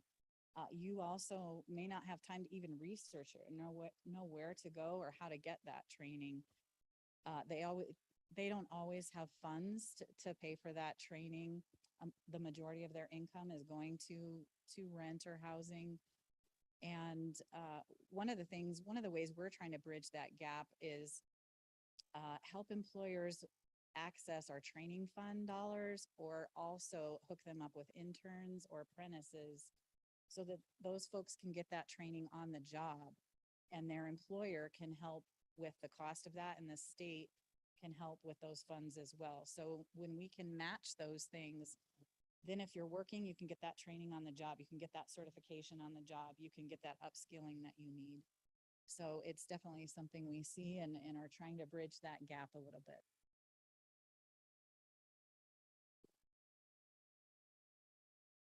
Yeah, I can see both of them working together as far as the affordability and the upskilling, untapped workforce, and what we see as a lot of people as they they're probably on other systems other than rental assistance. They're on a few other government programs. And I was talking with a gentleman earlier today and talked about how you try to get people out of that poverty level and give them some skills, give them more training so that they can make more money. And you get to a certain point and you give them a raise and they turn it down because they're going to lose more, because the government is going to take more of that funding away from them than the money that they're going to make there. So, personally, I think that's one place where the government really has to kind of step in. We need to wean people off systems, not just you're either on it or you're off of it, because 9 times out of 10, they're going to take the less money and maybe even quit and not get any more training and just stay on the system versus I'm going to work to get out of that situation. And the executive functioning, I think, is, as she called it, that's a great term, because a lot of that population, they think like that, and it's not, they'll not go to work for a day to help somebody fix their car. So you go, well, if you went to work, you would make more money so that you could, help do those things. So they kind of think a little bit backwards on that, but, to try to give people, again, that ability to gain more skills, to make more money. If there's always a barrier there, then, they're not going to be able to jump over it. When families are in poverty, and oftentimes when people are born into poverty, they don't have a lot of options. What they know is what's in front of them. And if their family has been on state assistance, that's how they know to live. And so additional training provides options. So when people go to work, even if it's a job where they were making $8 an hour, now they're making $12 an hour. Now they have more options. They can see more potential in where they can go. And so I think that's significant in the sense that they might not have housing figured out, but if they can see a path to get them to the next level and open opportunities they couldn't see before, I think then you're in a sweet spot. And Climb works really hard after the program to help people as they start to lose services, not say, okay, I'm going to quit my job because these services are really necessary, but to say, I'm going to plan for this. So I'm going to lose these food stamps if I make this much money. Okay, then what's my next plan? I'm going to lose housing if I make this much money. So how am I going to plan for that? And how am I going to continue my training so I can continue making more money to have long-term sustainability? And our outcomes demonstrate 2 years post-program, moms have doubled or tripled their income after the program. So it's significant work to be able to help and plan. And I think that I think you're right. If you just lose services right away, that's a setup for failure. And housing does tend to be a service that's lost, housing assistance that's lost farther along the way. Usually women, as they make more money, they'll lose their food stamps first. And then housing is, assistance is lost farther along the way. But I think if they're struggling with their basic needs, housing, food, you can't see the lights to understand there's future training and a future increased wage out there. And so that's the focus that we take, is how do we provide additional training and help them see the landscape that's coming so they can plan accordingly. And I think having affordable housing is a piece of that, because if you're not worrying about that because you can fit it into your budget, you have a lot of capacity to think about other parts of your life and plan accordingly. Great, thank you. I'm going to add another question, and you can leave your current hat on, if you will. You can take it off. So hearing from you, there's no doubt that housing plays a role in some of the challenges that we face with our talent, our workforce, as we do that. And so it's probably a hot topic. Nowadays, it seems like the topics that we hear, childcare, housing, a lot of those structural things, quality of life. So if you had to pick one or two things that we would need to consider as a state as we develop the concept of a housing trust fund to sort of remove some of the barriers around housing, what would your recommended solutions be? What do you think we should fix, or what do you think really needs to be examined at a deeper level as we think about strategies for overcoming some of the problems that you've articulated so well? Who wants to take the first stab?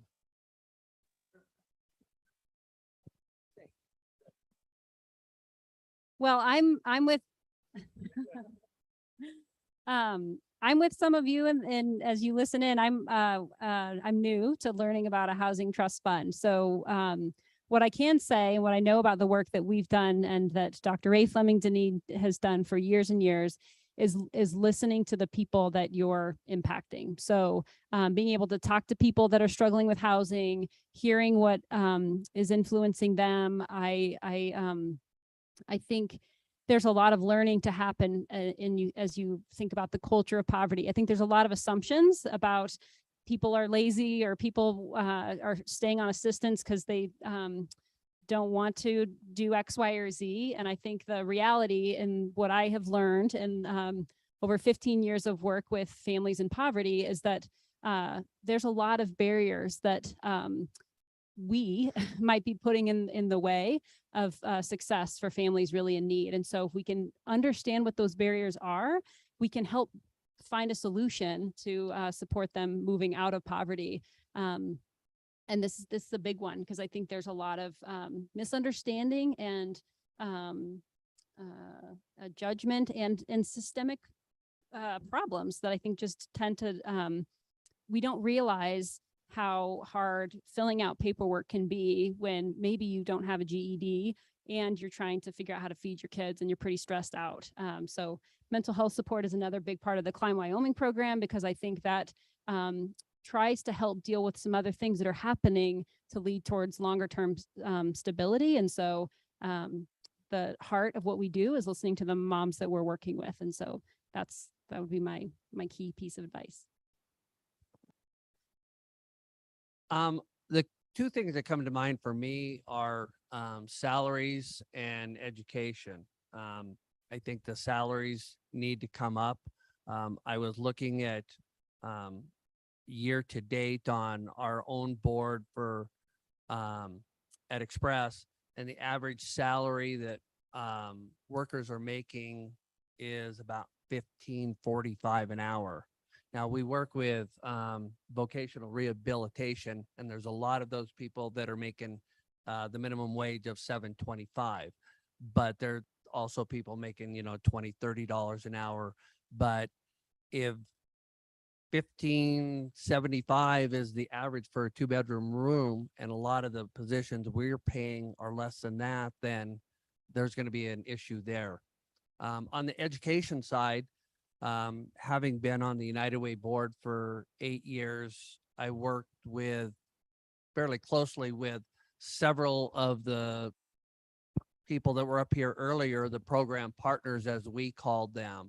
And I think, and when I say education, I don't necessarily mean school education, but education as far as what is out there, what programs can I work with, how can they help me get to that next level? How can, what's a lot of them, I mean, I'll use Express as an example. We've been in the same building for 35 years and people will still drive by and go, I never knew you guys were here and I don't know what you guys do. So we assume that people know what we do, but they don't. And a lot of your programs are probably the same way, that they don't know what you do. They don't know how they can help, how you can help them. And then, if you want to go to the other educational part, we also work closely with LCCC, as far as what are some of those little programs that you can do to get a little bit more knowledge. Not everything, when you tell somebody, LCCC, well, I can't go to school for 2 years. Well, there's a lot of programs that are one-day programs that might get you a certification or something like that. And there's probably funding to help with that. So, but they don't know those things are available. So I think we need to do a better job of letting people know what is out there. I agree with what both of them have said. I think we need to educate employers on what our job seekers are facing and the barriers and the hurdles they're up against. It's not always that someone just doesn't want to work. There's a whole slew of things behind what's going on with that person. I also think our job seekers, we could do a better job of helping them with some basic financial literacy to plan for when things happen, and do some really good career counseling, because you also have to enjoy your vocation just a little bit to maintain it, have passion about it, and want to get upskilled and reach for further opportunities. One of the things workforce and unemployment insurance really learned during the pandemic is we don't do a good job in state government of breaking down all the government speak and saying, here's what you do. Here's how you fill out this application. I can help you with that. It's not that complicated. It's a whole bunch of federal and state verbiage that is really a barrier to folks understanding our systems. And okay, I need to go to Voc Rehab over here, but UI for this and our workforce center for this. Navigating that system is a lot harder than we think it is. Those of us who work in it think, oh yeah, it's easy, but it's not if you don't understand that. So I have gone down the rabbit hole on user experience, using any of our systems and what that looks like, and talking to folks directly about those barriers. And okay, when I try to file an employment, or when I come in to get career counseling, I can't get an appointment for 2 weeks. That's an issue. Those are things that are really barriers that government can really improve and do better at that. We're doing a lot of research on behavioral insights of job seekers and unemployment insurance claimants and those kinds of things as well, to get them off unemployment and back into the workforce more quickly. And then I wanted to circle back to educating employers. I think we need to talk about what it costs if you don't retain a good employee because they have to leave due to housing, or they can't get that skill that they need to move into another position. It's very costly to retrain a new employee that comes in. It's easier to retain an employee and try to work with them or get them upskilled and help remove some of those barriers. So a laundry list, but those are just things I'm really passionate about, and thank you.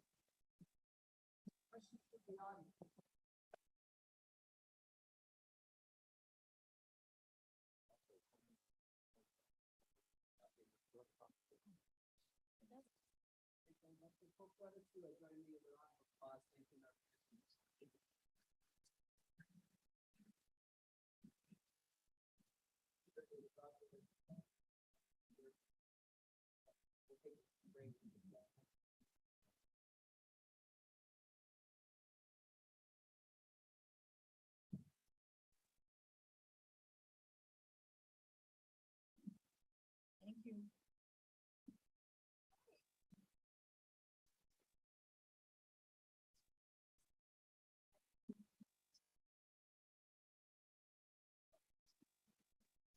Thanks, Ron.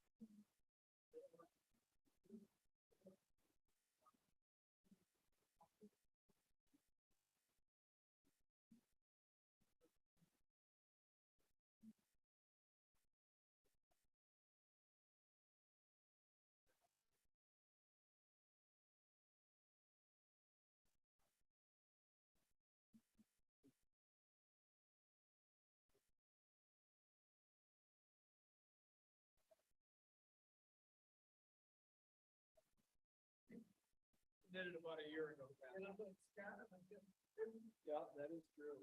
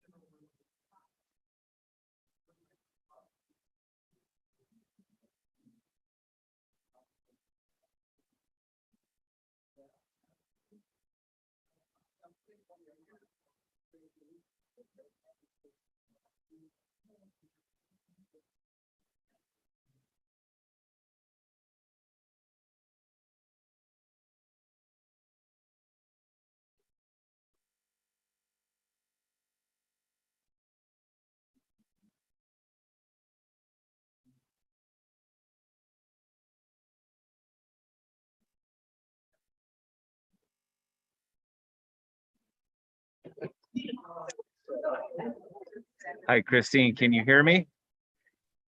I can hear you. Thank you. Can you hear me? Yes, we can. I can hear you. Perfect. Do you want me to try video or is it better to not have video? Say that again.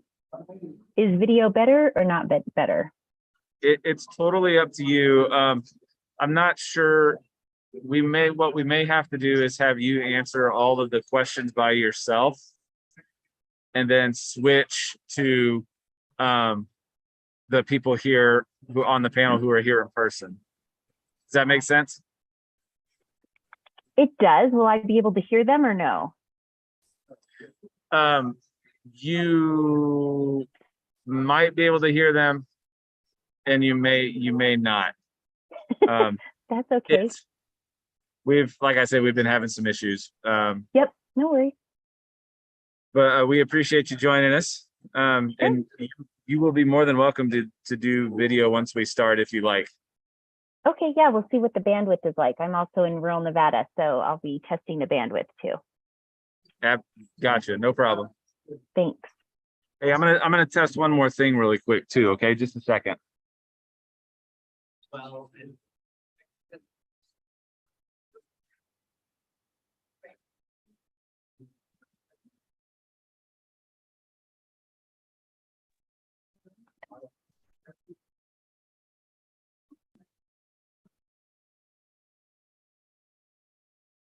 Can you hear me now? Can you hear me? Christine? Yes, I can. You can. Okay, great.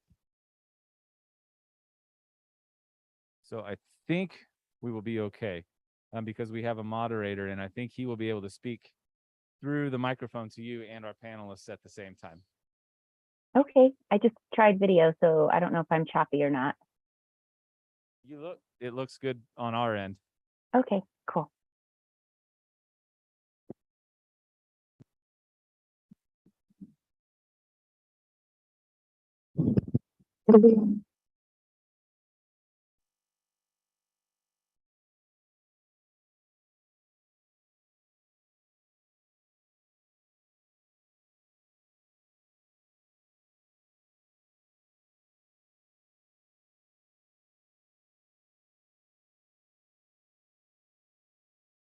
How's it going? Good.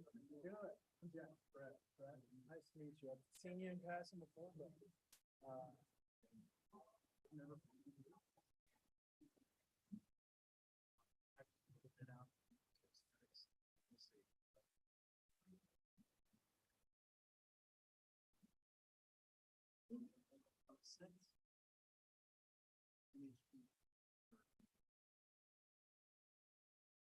Can you still hear me?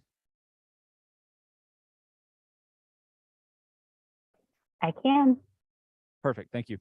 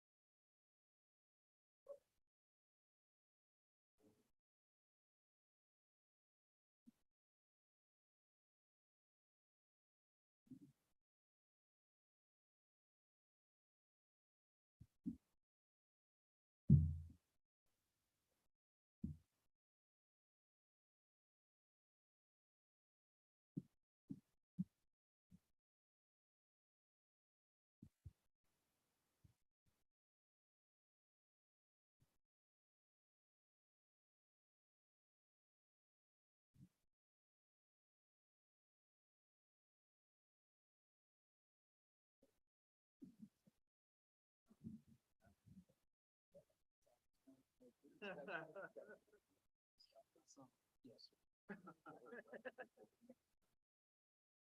Yeah, so well, actually.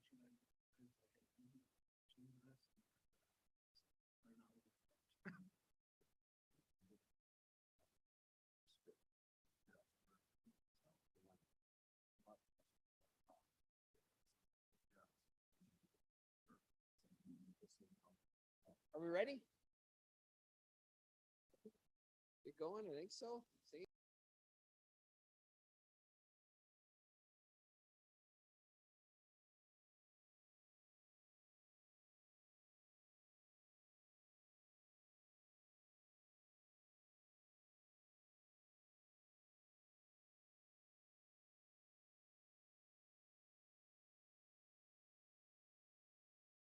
With me, our partners in a lot of the work that we do in Laramie and Albany County and here in Laramie County as well.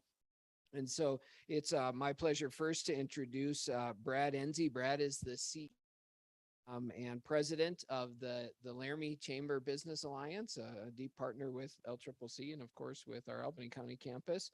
And then Jack McIntyre is with Cheyenne Leads, director of business retention and expansion, and maybe taking on a few other things as faces change at Leads as well. So thank you for being there. And then on the screen, we have a special guest from the Nevada Housing Coalition. So Christine Hess, the executive director. Christine, thank you so much for joining us today and taking some time to be with us as we work through the wonderful issues of the concept of a housing trust fund and some of the housing issues here. And we're really looking forward to hearing what you're doing in Nevada with the Housing Coalition. So thank you for taking the time to be here.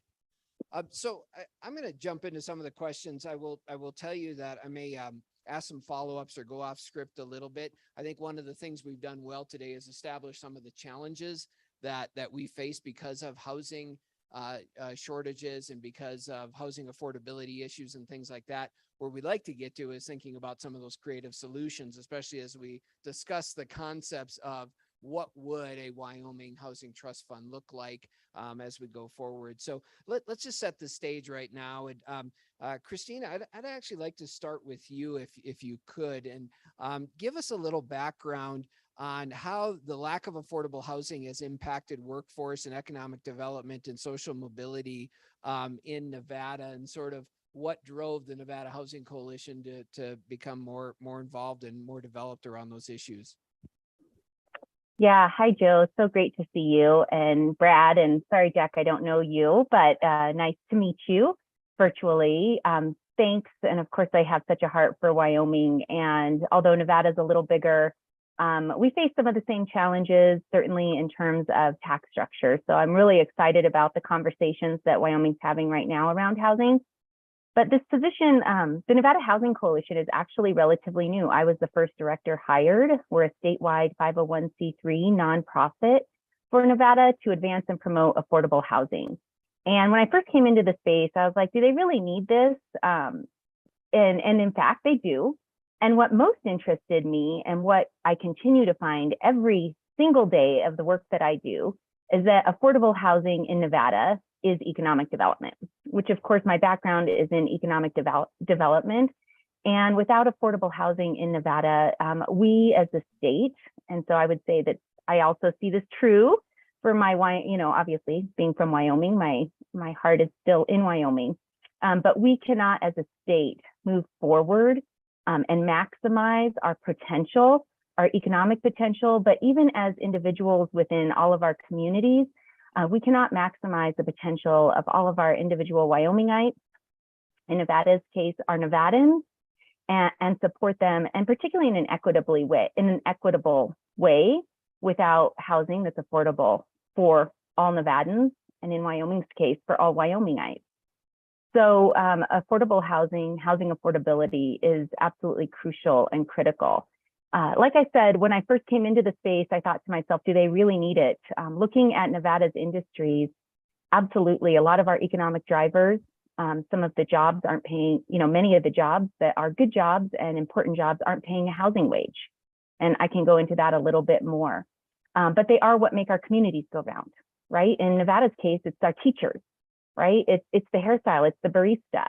So when I think of economic development and the opportunities in Nevada to maintain who we are, be a place where our children can settle, it's imperative that we think about affordable housing and housing affordability and how that looks for everyone. I don't know, Joe, if that's a helpful start.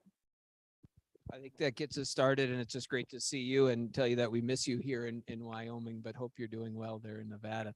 So Brad, let me shift to you, because we've talked about this. Lots of activity, lots of opportunity for Southeast Wyoming, specifically Laramie, Albany County, and what we're doing. But you've been sort of one of those loud voices saying if we don't address these housing issues, we're not going to have the people, and then we're not going to have the companies there. So talk about some of what you're doing at the LCBA and how housing is impacting your ability really to fulfill your mission around economic development. Thanks. In Laramie, we have this really unique problem where we get companies in, we take them to lunch, they're nodding with us. They say, yes, this is where we want to be. And then the cunning use of the internet derails the whole afternoon because somebody pulls up and says, oh, there's 3 houses on the market.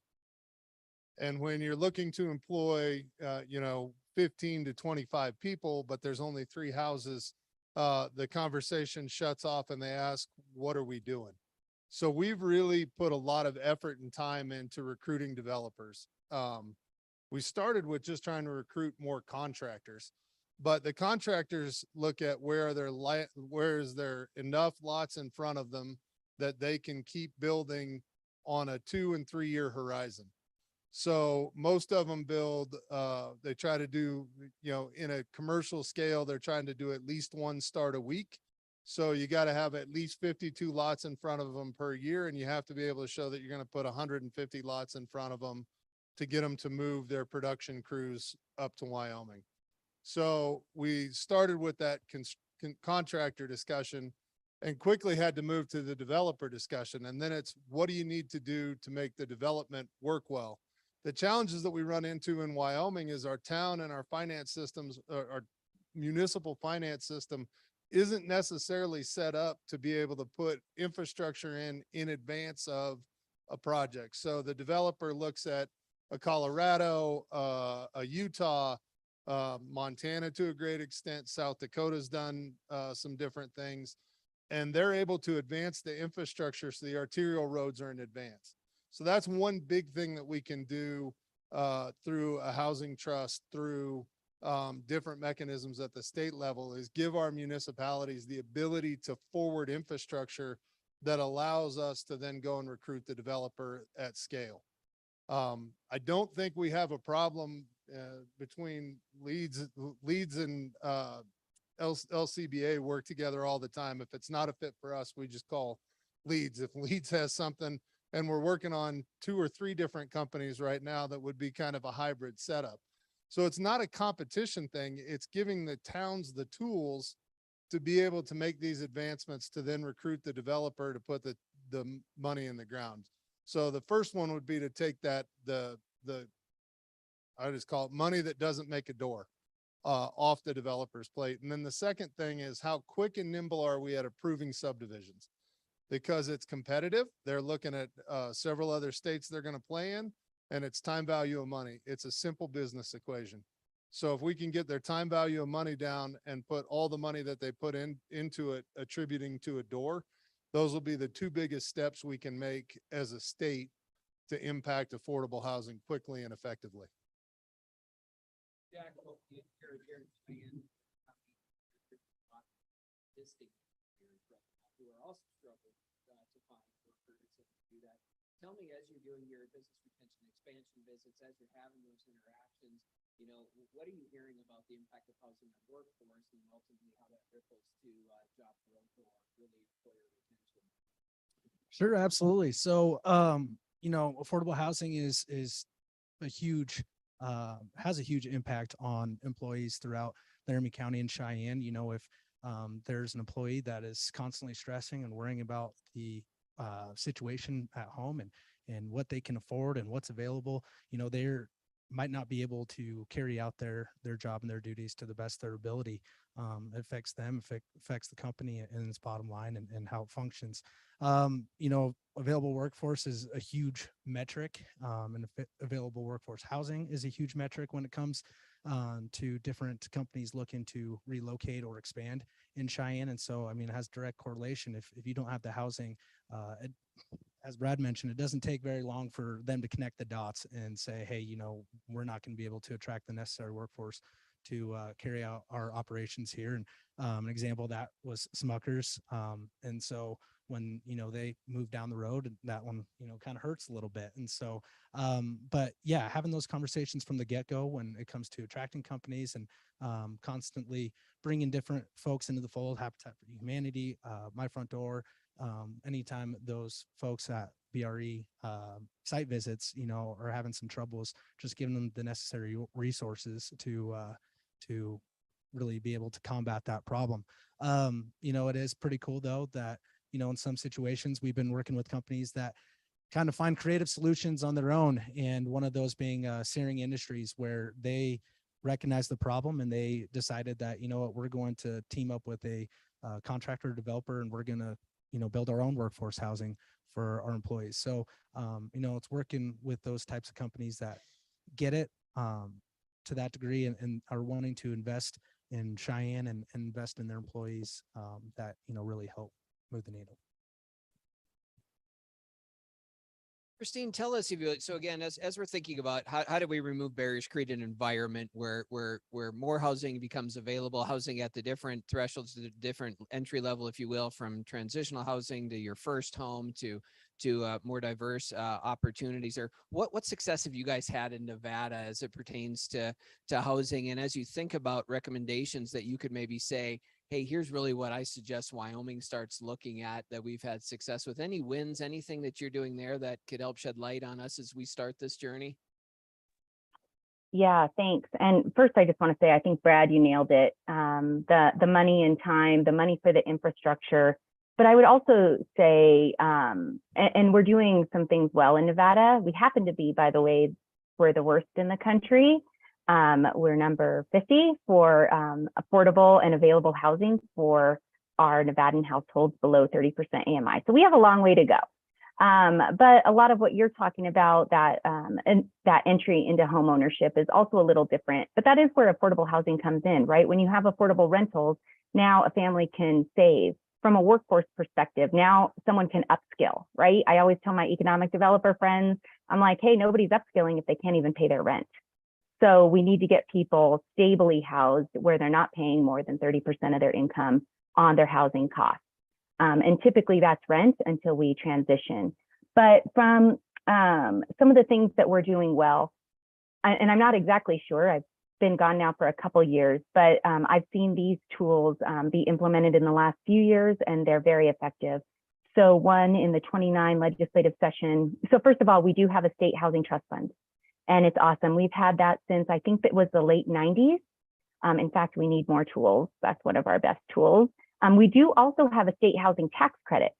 That was a program that was stood up and funded with $40 million. So we are moving through that right now. Our state housing trust fund is based on our real property transfer taxes.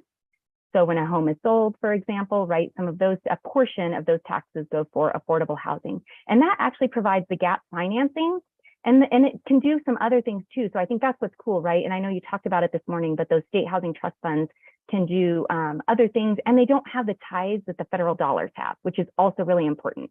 We need some flexible dollars to do what Wyoming wants to do, and in our case, Nevada. So the state housing trust fund, huge money, but incentives.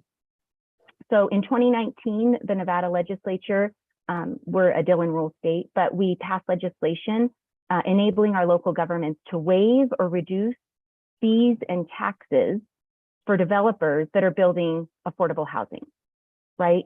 And in Nevada, we define affordable housing in 3 tiers: below 60% of area median income, 60 to 80% of area median income, 80 to 120% of area median income. So at that point, the local communities can choose to what degree or extent they waive or reduce impact fees. Another really important tool that as we move into the 2023 legislative session here in Nevada that we're looking at, in Nevada, affordable housing properties can be exempt from property taxes if they include home funds. And the reason why is because it allows for a compliance measure, right? It's a federal type of funding to fund affordable housing. We're looking to expand that property. I shouldn't use the word expand, excuse me.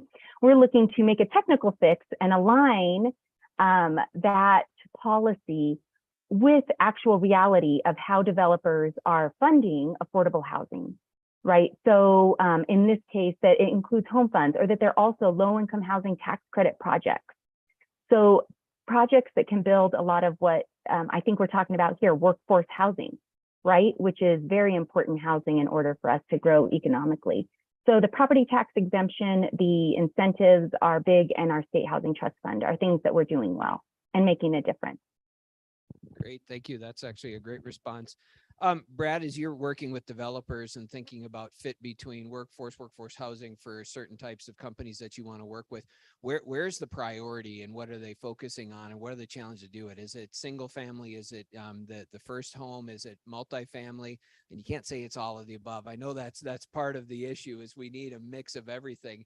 But as you think about one of the things we'll continue to struggle with is, as you design a program, where does the program really place its emphasis? Because that's where the money is going to go and the criteria are going to go. What's the priorities? What are you seeing as a place we've got to start and make headway first? And I'll speak for in Laramie. In Laramie, we have a really unique dynamic, and I'm not going to answer it as all the above, even though the answer is all the above, is when people move west, or even to the Midwest, if they're coming from the West Coast and they want a rural lifestyle, they want not a 10-foot setback to the side in single family. They want a bigger lot and a little bit of room to experience the West. Usually then they move into the 10-foot side setback and come in because they realize they hate plowing snow more than they love the rural idea. So, but that's a driver. We've got one development that does very well with that in Laramie, just outside of Laramie, called the Paddocks. And they've managed to kind of keep that rural part going. That tends to be management and up. And then, you know, for workforce and primarily in the tech and, you know, kind of that cutting edge, I call them hipsters, but that's probably like, I probably just created all kind of age bias and everything else. But the younger kids that are coming out of college would really like to have, or are moving in to work for some of our tech and research companies, they would really like to have multifamily, high density with park space adjacent. So those are really the two areas that we're focusing on and trying to use some of the AMI, you know, levers and tax programs to do that. But those are really the two areas, would be the rural residential with a little bit more space and then super high density. So it's at both ends of the spectrum.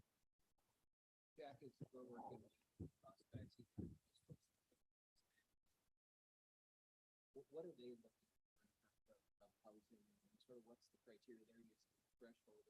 I know some of those criteria they're looking at, so we would have a conversation with them. But what are the hot topics, and especially if you think about diversifying our economy, moving away from some of the traditional industries that have been strong, moving into some of the new industries we're focusing on, manufacturing, technology, professional services, things like that. Tell us how the conversation goes and what you're running into, and if there's any place you feel you really should be focused. Sure. And to kind of piggyback off Brad, you know, it definitely does vary depending on the company. You know, as we're trying to diversify the economy, we're working with companies of all different industries with all different sorts of headcounts. You know, you can have a headcount that's upwards 700. You can have a headcount that's down to 12 or 25. So, you know, like you mentioned, I know you didn't want us to say all the above, but it is kind of all the above. But, you know, with the whole rural aspect into things, you know, those guys are wanting single family homes, but they also understand that, you know, with the employees that they're bringing with them, they really are looking for those multi-family units, just so we can get the sheer numbers and hopefully bring that price point down. That, and, you know, proximity to different amenities throughout the community, from those houses. I mean, we're lucky in Cheyenne because, you know, your average commute time anywhere is, you know, 13 minutes maybe. And so you can get anywhere pretty quick, but being able to put their employees, you know, in adjacent parks in a vibrant community downtown, that's huge. And especially when you are talking about diversifying the economy, because there's so many different interests that are at stake there. So. Christine, so you've been in Nevada a couple of years now, right? So we can't blame the first housing bubble and bust on you or anything that you've done since there. But, you know, it wasn't that long ago that we were on the other side of this equation, right? People couldn't get rid of a house, and having some of those challenges, you know, and so now we're struggling with seeing these trends, and there's a lot of things that are happening, certainly an in-migration from the West Coast to certain areas. We're seeing millennials finally kind of move out of mom and dad's basement and buying homes and things like that. What are the trends you are envisioning there in Nevada, and you know, put on your Wyoming hat if you would too, and think about, are we facing a long-term structural challenge here? Or is this going to ease? You know, what do you see for the long term, you know, from some of these challenges? And then are there areas that are just going to pervade and be challenges for a long time that we really need to focus on? Certainly intergenerational poverty and helping those people move into the American dream of owning a house may be one of those areas. But what are you seeing or thinking for long term here? Yeah. Thanks for not blaming me for the Great Recession and all those foreclosures. But yes, it's like, I would say in Nevada, we finally recovered and the pandemic hit, which it did hit Nevada hard, and in particular because of our economic engine of hospitality. But long term, I think what I see is a shortage of housing inventory across the country, right? But when I have elected leaders or those campaigning say it's a supply and demand issue, I always tell them they're sort of right. It is a supply and demand issue, but it's not just any supply, right? It's building the housing that our communities need. And that's really important because I think it's important on all of us here in Nevada, in Wyoming, the same, Southeast Wyoming, so different than where I was in Northwest Wyoming, right? what is it that our community needs? And how do we go about that? And that can also help identify some funding tools. So in addition to just increased supply, and I always push back on my private sector friends and I say, to be clear, housing below 60% of area median income, which by the way, are the jobs, right, that make our communities go round, that housing doesn't build itself. Much of that housing requires some subsidies in order to pencil. And so, you know, in Wyoming, like Nevada, we're leaving a lot of federal dollars on the table. Stop. Like, let's leverage those dollars. Those are our dollars. Let's make sure we're bringing them in to get what our communities need, right? So I see that need for supply, but targeted supply for what our communities need.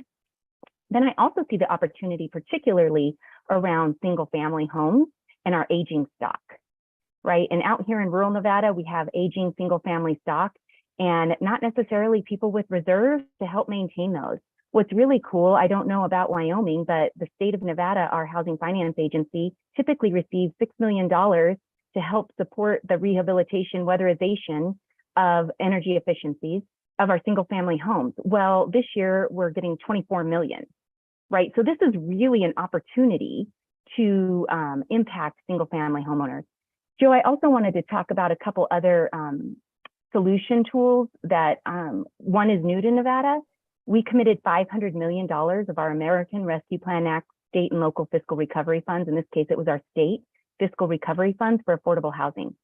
We're investing $430 million of that into new development and preserving. So I don't know what Wyoming has left, but if you have some of those state fiscal recovery funds, you might be able to catalyze your funds. And the Treasury just released rules that allows it to be used as a revolving loan fund, essentially, right? Those loans have to be long-term, but it can be used as a revolving loan fund. Additionally, Utah, always looking to my Western partners, typically I look east and not west of Nevada. Utah has an investment fund. It's the Utah Housing Preservation Fund.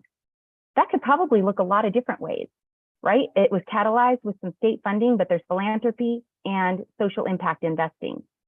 So as we look forward, I'm based in Reno, and Brad and Jack both, I think the Southeast really does have an attraction for technology. But I can tell you, Reno, as one of the biggest or fastest growing mid-sized communities, EDON, our economic development group, is one of my biggest supporters. Housing is preventing their growth right now. And it's majorly hampering regular community members and our kids from finding housing right in the places we love. Christine, with your experience in Wyoming, and then Brad, I'm going to ask you to think about this and how we might leverage this either locally or at a state. What are some of the barriers to creating a space, a process, and then ultimately funding some of the things that help developers get in and get going at a lower cost and more expeditiously? There's been a lot of talk about what Brad proposed is whether or not government can play a role in actually extending the initial infrastructure, curb, sewer, gutter, those types of things, as well as improving processes. Always that question about how much the public government can support the private sector because of some of the constitutional questions here. But how does Nevada navigate that? And how would you see that maybe applying here in Wyoming? Yeah, I think taking a look at what doesn't cost money and the streamlining that Brad talked about, here in Nevada, a couple of our communities do actually have like green tape, right, as opposed to red tape, green tape processes to help housing projects that have been prioritized get through faster, because time is money, right? Time is, when it takes too long too, that risk adds for developers. So I think that streamlining that was spoken about is extremely important. And then also just looking at land use and zoning in creative ways in order to, again, attract the development you want, but also build the housing that your communities are looking for and also need as you project forward. I think that those land use and zoning is a space where it's local, and I'm not sure the state control that Wyoming has, I think, is different than Nevada. In our case, we need some enabling legislation at times to do things in Nevada at the local level. But once that's given, that locally we are putting in place measures that allow for the inventory to grow in a way that makes sense for the communities and adds the inventory that's needed. Great, thank you. So Brad, thinking about Laramie, but really thinking about Wyoming in general. So what are the things that you would like to see removed, or what type of funding lines, resources, or mechanisms would you like to see put in place that would help you work with developers to expedite everything from construction to building, and actually maybe even helping their profitability while keeping things affordable? I probably can't address the aquifer issues, although I know that is an issue over there. But, if you had to wave the magic wand, what are the things you'd like to see fixed locally and then at the state level to help it make it easier for developers to come in and start building? Locally for Laramie, that's easy. We've got to remove the obstructions and the process has to become streamlined. It's the most cumbersome process where you can get kicked out on third reading of your final plat and kicked all the way back to the start. It's not functional for developers. So we have to address that.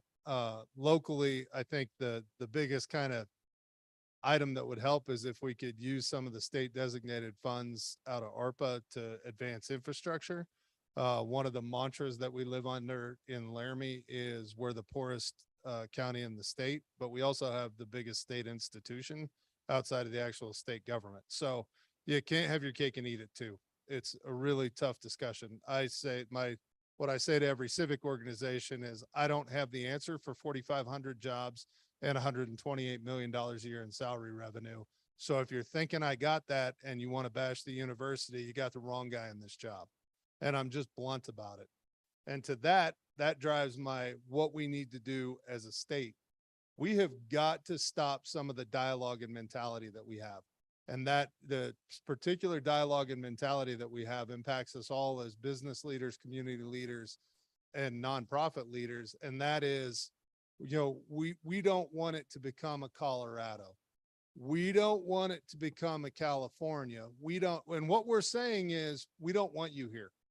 And we do a damn good job as a state of keeping you out.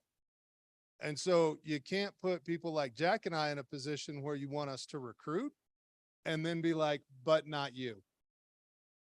It's an impossible position to be in, both from retention and expansion and business recruitment outside. And so we really have to stop saying what we don't want as Wyoming, and we have to come up with a solid plan for what we do want as Wyoming. And that's the biggest mentality change that we can make as a state. Instead of I'm against everything, what are we for? And my reference point is, we often get into this mindset of mineral boom, mineral bust in Wyoming. And I always contrast it versus Texas. So in Wyoming, what do we do when there's a bust? We say, oh, we got to really cut back. We're going to have to tighten our belts. We're not going to be able to do anything. What do we do when there's a boom? Well, there's another bust coming. We got to really tighten our belts. We got to make sure we don't spend anything. I traveled doing executive coaching in Texas and the Dallas area in particular. And when the oil was in its worst last trough, they said, we got to spend more money. We got to put more out. We got to recruit more businesses. And I lost 3 businesses in Laramie to checks from the Texas government. Literally a check where the Texas government said, they visited me. They were all on board, even with our housing problems. And they went to Texas and Texas said, here's $1 million, move tomorrow. And guess what? They took the $1 million and moved. So we have to change our mindset to we're for something and we're going to invest in that something.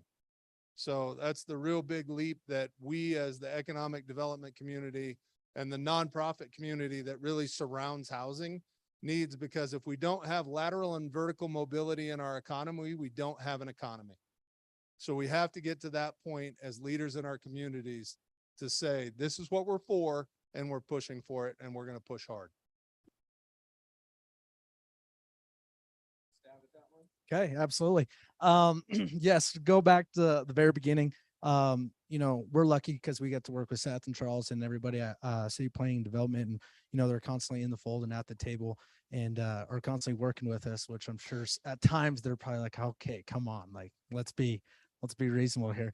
But no, I think with some of those in terms of getting housing out of the ground, and whether it's single home or if it's multifamily units, and it's just taking a look at some of those requirements. And the same thing can go on the commercial and business side of things where time is money. And so some of those things can sometimes hamstring projects or processes. And you know, you look at, water curtailment potentially and things of that nature. So maybe, scale back certain things when it comes to landscape requirements and just little things that at the end of the day really just add up to become bigger things. Time is money, and it's evident. Microsoft, for instance, they've really have invested in us in our community. And I think a big portion is that because we do have great community partners at the city and at the county level where, they might not get that elsewhere. And so, that's extremely helpful. And just so we can kind of stay on top of that and keep that going and going in the right direction is going to prove to be extremely beneficial and provide dividends.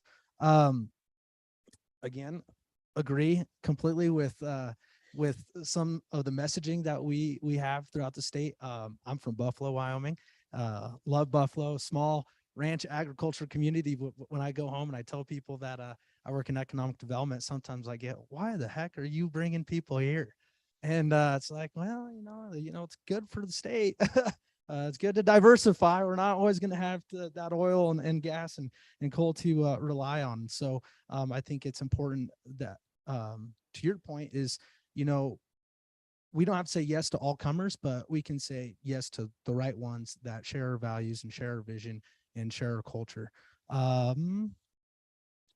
What else was there in that?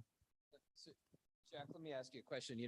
Part of the LEAD strategic plan is really starting to focus on how we develop our own incentive program. So we're not reliant on what generally appears to be a pretty small tool chest, but some great champion voices about how wonderful Wyoming is with it. So if you had the ability to create a tool that would help make the case for business relocation or expansion to Wyoming around housing, is there anything that comes to mind that developer that employers say, I wish we had this, or is there something that we could put on the table that would make those recruits a little bit easier, other than just saying, your employees can get an affordable house. We got lots of inventory. It's a buyer's type of market. What are the incentives, or what are the things that we could create locally or as a state to maybe make it a little bit easier to seal those deals, other than the $1 million checks that we'll get from Texas, which would be nice.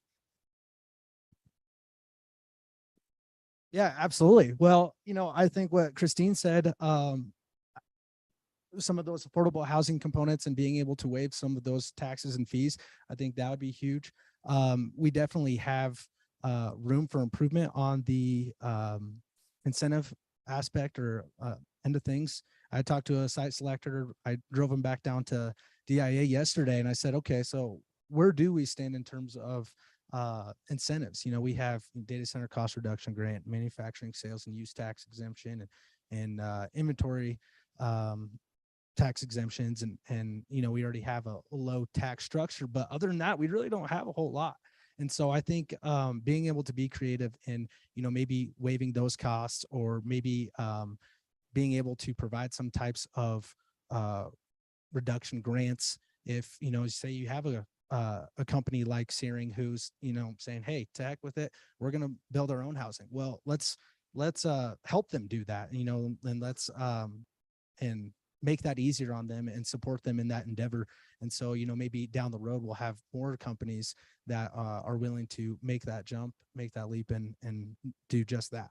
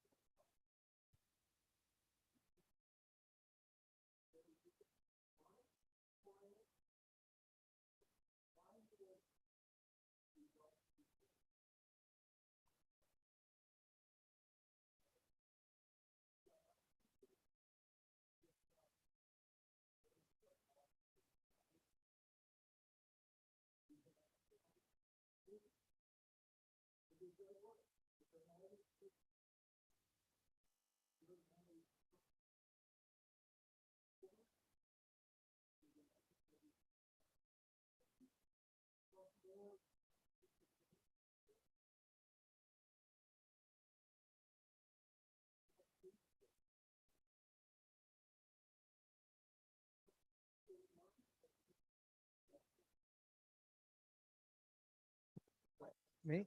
Well, let me summarize what he said and then we'll turn it over to you. So for those online, I know they can't hear. That was the infamous Pete Illaway and his a very astute observation of years on, I would say, in both sides of the chamber in some ways, and just recognizing that disconnect that there are what I like to call two Wyomings, to be honest with you. There is a Wyoming that's thinking about the long-term future, that wants to grow and wants to progress. There is the don't tread on me Wyoming that would prefer everything stayed as it was 20, 30 years ago. And unfortunately, neither of those can find that balance where they can both exist, I think. And so the big change for us will be, when the industries that we have can no longer support providing that high level of tax support and services that we've come to expect. And when we don't have those services, that's where the dialogue has to change. But the question essentially is how do we push through that crossroads? Because the future of Wyoming probably is going to be predicated on our ability to recruit and retain talent, which will drive economic activity, which will continue to do the things that perhaps the extractive industry struggles with for a while. So, how do we have that conversation? And, specifically thinking that a housing trust fund, I don't know if Senator Nethercott has popped in yet, but a housing trust fund is going to have to be established in statute, which means we will be having this conversation at the legislative level. So how do we start to tackle that conversation and maybe shift that dialogue, recognizing that, there is that perception. So we'll take a stab at it, Jack, and then we'll give it to Brad, and maybe Christine has some insight too, because she's worked in this space as well. Yeah, Pete, definitely hear that for sure and get that a lot. And, but you're totally right. It's about having that conversation with legislators and the people making the decisions. We did a ROI study out at the Cheyenne Business Parkway of some of that land that we had either given away completely to some pretty big companies or heavily discounted rates. And we were just trying to figure out what was our ROI on that. And you might know this number better than myself, but I think for every dollar, I think the state got $8 back. So, it's definitely there, and we are reaping the benefits. And, when you have some of those heavy hitters like the Microsofts, and it's pretty impressive to see some of the tax revenue that the county and the state generates off of that, and just the additional infrastructure that they're willing to help put in on their dime, that not only helps them, but helps the community and helps citizens in everyday life in every facet. So it might not be right there in front of their face, but it definitely does help them in the long run. But also to your point, with the housing shortage and with that kind of messaging where, maybe do we want more people? Do we not want more people? We've kind of found a niche where, we're not really looking to fish or recruit any of those Lowe's distribution centers or Sierra fulfillment centers or Walmart distribution centers anymore, just because, capacity and, infrastructure and environment capabilities. So our niche now is, looking at some of those multi-generational family-owned manufacturing companies that, they could be 12 folks to 25 folks where they're transplanting their employees all the way from Colorado and bringing every single one of them up here. And so that's something that we can definitely swallow a little bit better. And some of those companies, they help in terms of affordable housing because, if they come from some of those states that, cost of living is a little bit more expensive and generally those salaries are a little bit more than Wyoming, well, they're willing to pay just as much as they did elsewhere or even more when they decide to relocate. So don't know if that helps. I don't know if that answers the question, but. I appreciate that question because it's one of the things that I think we fail at in economic development in Wyoming. If our mantra is come here because you don't pay anything, we've already failed. Because if we're selling zero as the common denominator, we've already lost every other state because their real joy is to say, we're going to give you a 5-year tax haven. And they don't say at the end of 5 years, we're going to make sure that you come in at the current tax rate. So they recruit at zero and you pay it a multiple of. And so we're going to have to get uncomfortable and getting to get comfortable again in saying, if you come in and you're an emerging industry, we just passed the whole suite of, and Senator Nethercott, who just joined us, was instrumental in creating really the FinTech set of laws. And every one of those companies that I talked to, I said, what are you willing to pay? Welcome to Wyoming. What are you willing to pay? And about 75% say, well, we'd pay something just because you guys have this infrastructure that we don't have. I've had 4 or 5 go right over to the Secretary of State's office after that, not at my advice, but I think they thought that's where they signed up to pay tax. People aren't opposed to paying a tax. It's how we pitch it. And if we pitch that it's zero and it's zero forever, we're going to forever have a problem with zero. But if we pitch, we do things uniquely in Wyoming. We allow your business some nimbleness that is not available. I can promise. I've lobbied in 28 states. There is nimbleness in Wyoming that does not exist anywhere else. And we say, welcome to Wyoming. There's going to be a fee at some point. We'll give you a 5-year horizon to get started up, but what are you going to pay? And we can actually codify tax to, I think, Pete, you probably know better than myself. We could actually codify tax to an industry or a individual company if we wanted to. And so we could say, what are you willing to pay? Come here. And then when it's a company that's moving in from outside, that's OPM, that's other people's money. And that's what we've thrived on as a state, whether we want to admit it or not, for the last 120 years. And that is, we're really good at, when we sell the coal, we use very little of it in Wyoming. That's other people's money. When we sell the gas, very little of it gets used in Wyoming. That's other people's money, right? Our commodity structure is really utilizing other people's money to finance our infrastructure and services. So why are we not thinking as a state, how do we utilize other people's money and really highlight what we're good at, which is how nimble and quick we are and how interpersonal we can be.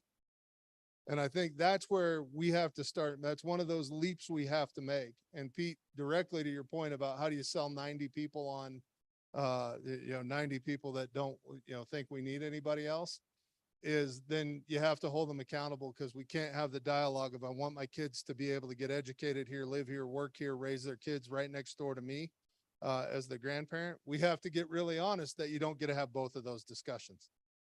University of Wyoming graduates 2,500 kids a year, roughly, just in undergrad. I can't place 2,500 jobs in Laramie. We can't do it collectively between Laramie and Cheyenne. That doesn't take into account any of our community colleges for higher education or any of our tech schools. So in order to have those kids, and it's wide variety of ages when we talk about kids, those graduates have jobs. We're talking about, we have to create entry point jobs in excess of probably 4,000 a year, maybe 5 with WyoTech. That's how many jobs we have to be creating per year. So we can't let people say one thing and then do another thing and say, well, we don't want anybody, but I want my kid to live next door to me. We have to end that and hold people accountable. So great comments. And I think that's exactly one of the challenges that we're facing. You said it, Wyoming has done a very, very good job of having lateral mobility, which means lower wage jobs that people can move from company to company and sometimes industry to industry. It's the vertical mobility that we lack that really comes from economic diversification. And it's a challenge that we face, because as we send our kids off for advanced training or college or certification, if we don't have that vertical mobility and those other jobs for them to move into, they're going to go somewhere else. And I think that's one of the things we struggle. Housing aside or not. We heard this said during the planning work that we did as part of Forward Greater Cheyenne, and the statement has always stuck with me. Wyoming needs to stop selling itself on cost and start selling itself on quality. We've got to stop being the low cost place where you come to save $1, because that's not necessarily the orientation, the mindset of the people that we want to come to Wyoming. We often chuckled that one of the best things we probably could do, and Pete, maybe you should run again and you could do this for us in the legislature, is establish taxes in every industry, everything, and waive 99% of them. because that's what other states are doing. And then eventually those taxes start to come back. They create revenue, they create quality of life, they create economic activity. So Christine, one last question for you, and then we're going to see if there's questions in the audience. And then we've got to give the microphone over to the wonderful Senator Nethercott, who will probably take us home. So now, Christine, you've had the time in Wyoming, and I know we used to talk about the wonderful work you did up in the northwestern part of the state. Now you're in Nevada. What is it that Nevada does that you wish Wyoming would have done that might be a transferable type of thing for us here in the state?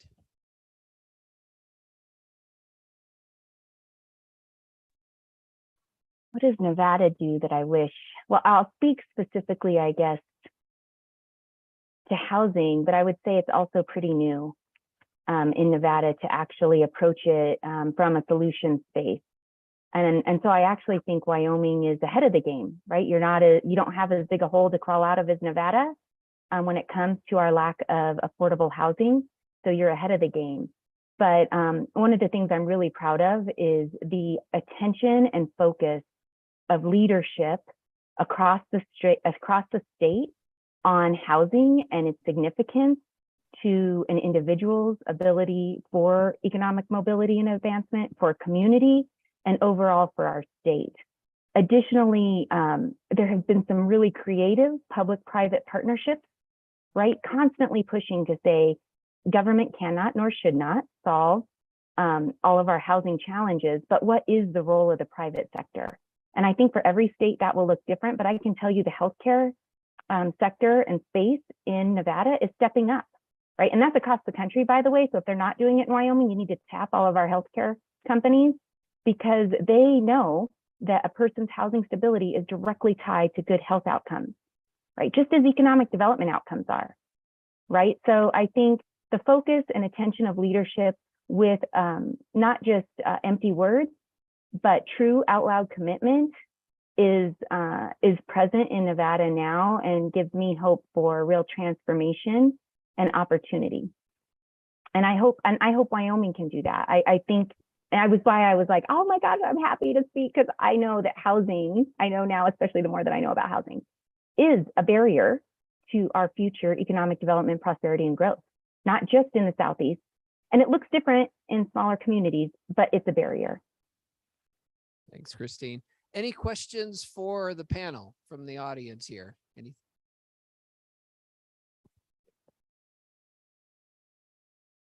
Go ahead, you're standing, so you certainly can.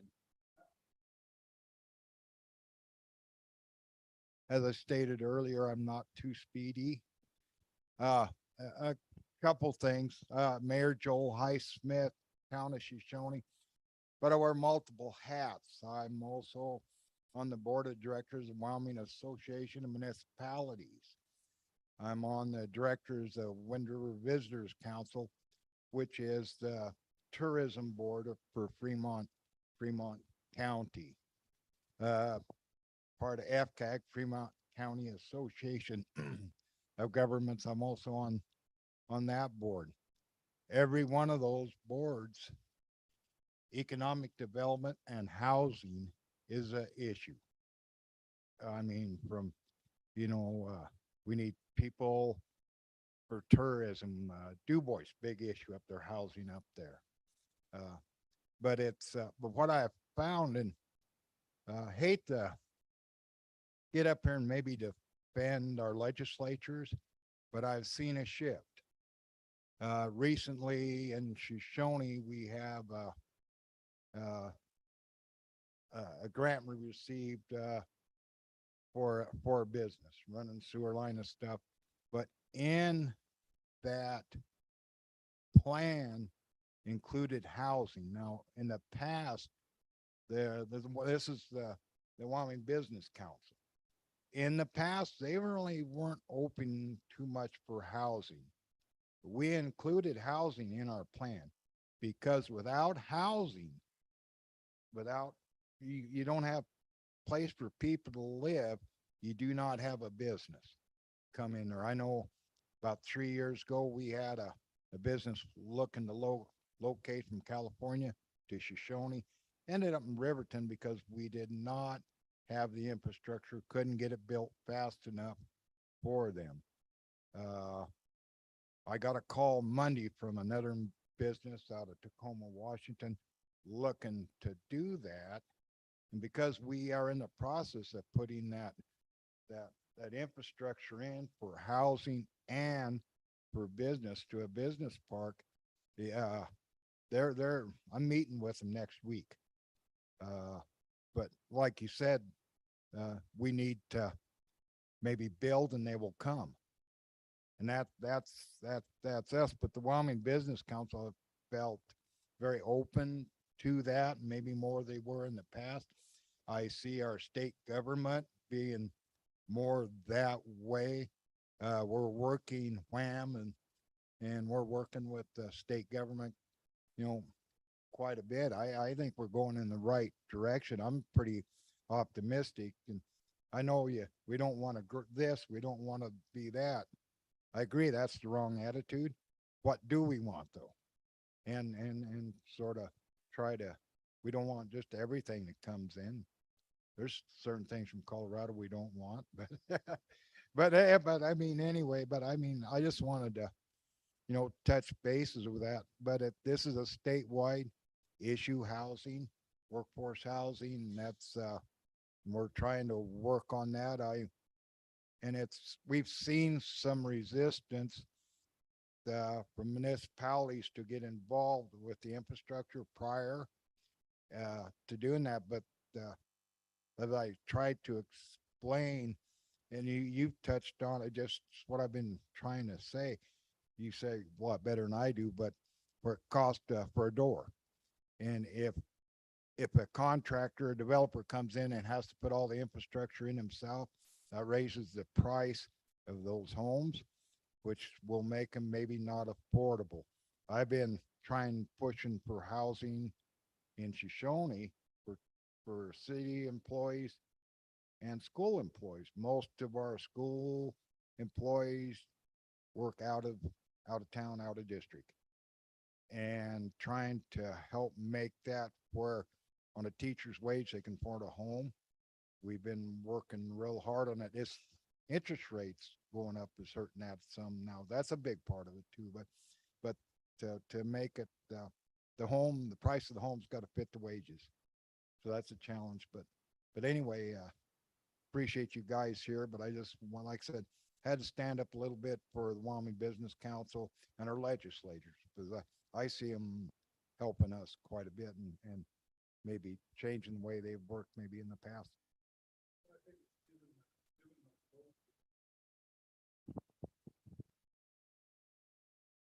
I think what we hear there is for Shoshone, it was meeting the local need.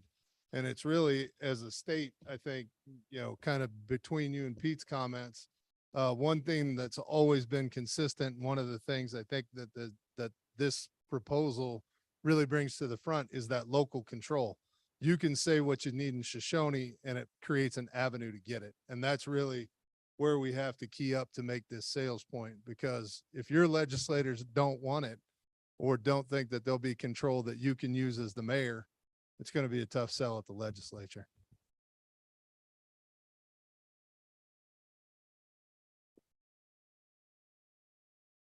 Thanks. I promise I'll keep it short. Totally agree with what you said, Dr. Schaefer, and you, Brad, as well as Jack and Christine. I think what I would say is that don't tread on me mentality that goes polar opposite or on the other end of the spectrum to those that believe that we need to continue to grow and diversify.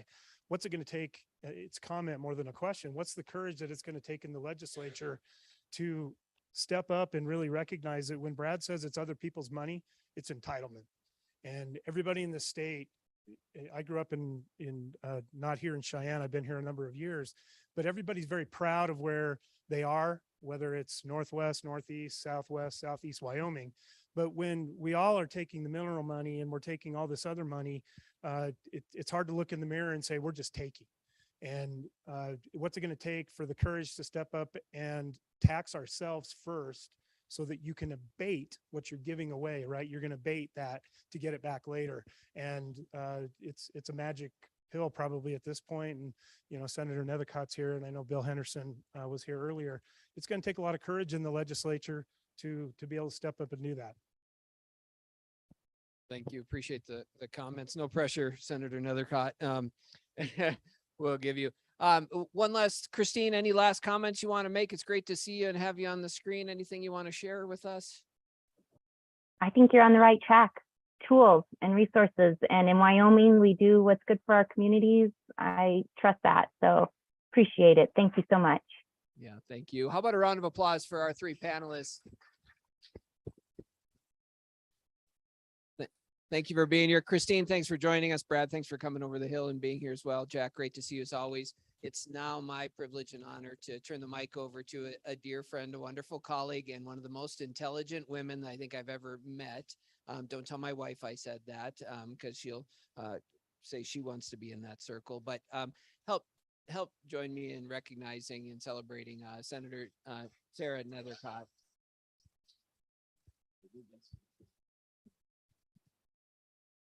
You're just fine. Well, good evening, good afternoon. Great to be here with you back in Laramie County, where my home. I'll be able to go to bed tonight. I've been on the trail for a while.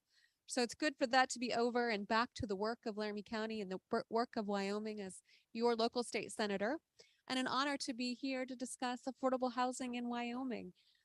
Was appointed by the mayor to serve on the Affordable Housing Task Force with my wonderful colleagues, Dr. Joe Schaefer and Brenda Burkle of My Front Door. Work on there on the policy committee with Mr. Dorsch over here as well from Habitat for Humanity. I've done great work on that front. And as part of that work, of course, brought these concerns forward to the Wyoming legislature. And you should know that there's broad-based concern, as you heard from Mayor Highsmith from Shoshone. They're experiencing a challenge with affordable housing. Might be somewhat of a surprise to hear for us here in Cheyenne, right? How many of you here in Cheyenne thought Shoshone had an affordable housing issue or a housing challenge, a low inventory in Shoshone? They do, and so do many of the other small towns across Wyoming. It's broad-based. We heard a presentation from WAM, the Wyoming Association of Municipalities, that the vast majority of Wyoming municipalities are experiencing this same challenge. That's good news for the state. It means there's growth that's happening. That means that there is expansion. That means there's a need for change. That also means there's likely going to be legislative support for solutions on that front line. So that's great. As you heard, I think in the presentation earlier today, the Corporations and Elections Committee, yes, it's the home committee to the Secretary of State's office, it's part of the speech, also takes up the issues associated for political subdivisions. And so on the agenda, you will see the item from a bill draft that I moved forward earlier this summer for a housing trust fund. And that comes from really the suggestion of Brenda Burkle here in Cheyenne. And we can be really proud of her work and her efforts on that front. And so the committee will be evaluating this here next week in Casper on the 24th and 25th. Or is that the 25th and 26th? Thursday and Friday of next week in Casper. We will be evaluating and moving forward more thoughtfully the type of housing trust fund that Wyoming can utilize to help solve this problem for increasing our inventory for affordable housing, and really a focus on expanding from maybe low income housing, but that affordable, accessible housing piece that I know you've touched on here today. So the challenge is we have these employees coming in, whether they be government employees or private sector, and there's not a place to house them, and it's causing a real challenge. There's a story from the town of Cokeville that their police chief had to live in a camper trailer for about 6 months until they could find a home for their police chief. So really kind of an unacceptable situation, but I think a good one to have because we can solve it. So that's exciting news. And we're going to move forward, but we do need to hear from you as to the type of structure or entity in place to facilitate a housing trust fund in Wyoming. So right now the challenge is, what should it look like, or is there a state entity that should be responsible for that currently exists? And then the second hurdle will be how much state appropriation should go into what will no doubt be expanding government, right? Because if we're going to create a housing trust fund, that will require additional state resources, both in the infrastructure and implementation of the program, in addition to the funds for the program itself. Does that make sense? And so the challenge for me as a state senator will be how many colleagues I can convince to grow government for this purpose, right? Whether it goes to the Wyoming Community Development Association, whether it goes to other housing authorities that we have in Wyoming, or some other new entity, that will mean growing government. And so to your question of who in the legislature has courage, we exist. But we take hits for it, right? So, I mean, as all of you know, right, on social media, how many times did you see rhino? You're a rhino. Well, why am I a rhino? You know, and I would ask some of them, tell me why I'm a rhino. What issues or bills have I voted on that you take issue with? And of course, there's no answer behind that. It's just this general allegation that you're a rhino based on the ratings that we get. This bill draft, depending on the appropriation that would go forward with it for growing government, would likely mean I get to take another hit for being a rhino. Now, fortunately, right now, there is arguably enough of us to continue to move these types of forward-looking programs on behalf of the people of Wyoming. But that margin just got a lot smaller as of the 16th across the state.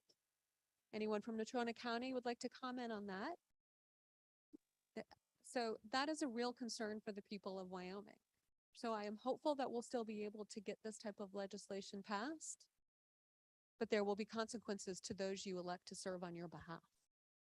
And so how you choose to support them later will be up to you, Natrona County. So yeah, I lost a lot of my colleagues on the 16th as well in the legislature that would certainly be supportive of this. There are members of the Corporations Committee that will not be coming back. So those working on this interim work and putting this bill together won't be there in the 2023 session. And so that is just really important realization for you to have as you plan solutions and how much you're going to rely on the state to help solve these issues. But good news is there's going to be a robust conversation just next week in Casper. There'll be another third interim committee meeting on behalf of the Corporations and Elections Committee with the more refined bill draft for what this solution will look like. And we'll really need to hear from you. So I'm hopeful to see your faces at those committee meetings, whether live or on Zoom, with substantive feedback for what the program should look like and the resources that you need in order to make it effective statewide. So thank you so much for being part of the solution. Thank you so much for coming here and spending a day talking about how we can make Wyoming a stronger, better, healthier place for us and the generations to come. It's all part of the solution we have together. And I'm so proud of you for doing it and stepping forward and making a commitment for yourselves and your neighbors and fellow Wyomingites. So thank you so very much. It's an honor to be here with you this afternoon. Happy to answer any questions, Mr. Illaway. You are welcome. Tell your legislators as well. Further questions about the legislature, about the work of the Corporations Committee? A number of elections bills.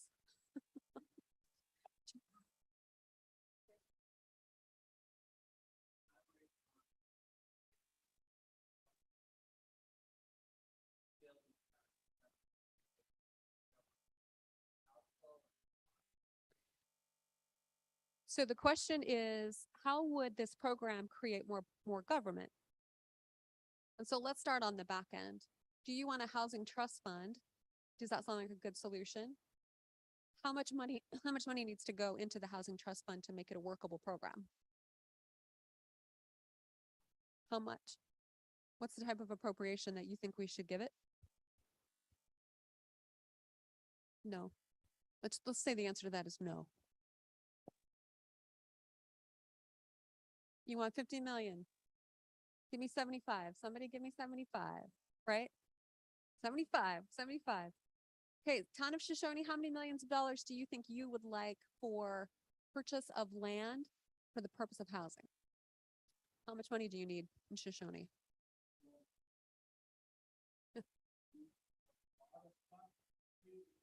How much was that land? Sure. Okay. Town of Casper, how much would you like? All right. Anyone from City of Cheyenne? Want to throw out a number? Okay. So how much should this appropriation be?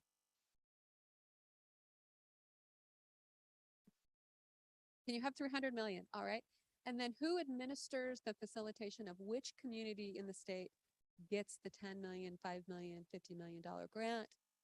Should that be a state program? Do you want to leave that with the SLIB board, which would be your 5 statewide electeds? You may or may not want to do that. So there's some real considerations there for how the program will function, who makes those determinations of the appropriation of the money, and how much we fund it. And regardless, it will be seen as a huge, so the argument would be private industry should be solving this, right? So if there's a housing need, that's a capitalistic function, right? And so the builders and the contractors should be coming in and providing this housing. And that's a fair statement. That's true, right? I mean, that's how our economy works. That's how capitalism works. That's supply and demand.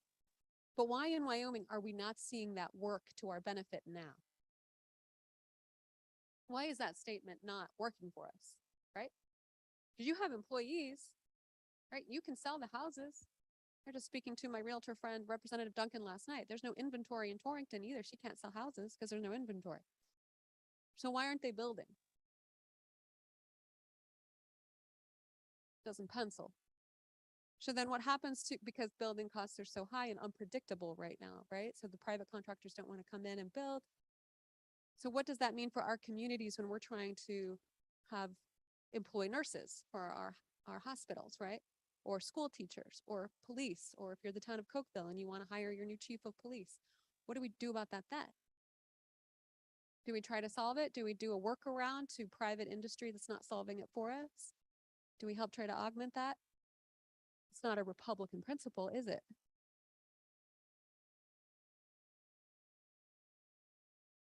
So you better support your rhinos. They're working very hard for you, right? Because they get that reality, right? They understand that reality, that ideology is a great belief, right? And is truth in our American economy, supply and demand. But for rural Wyoming, facing the challenges that we have, we need to think a little outside the box. We need to have more flexible solutions and not be rigid in our thinking, and really think about solutions.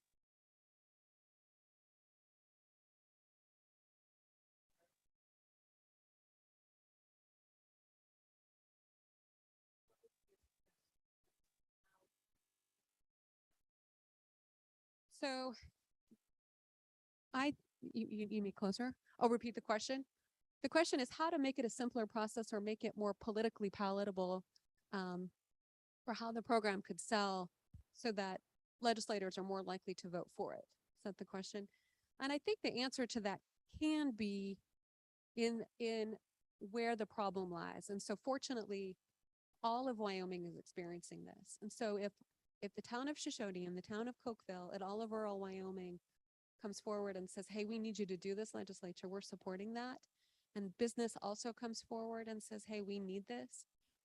This is a solution forward, and there's no naysayers except the politicians themselves.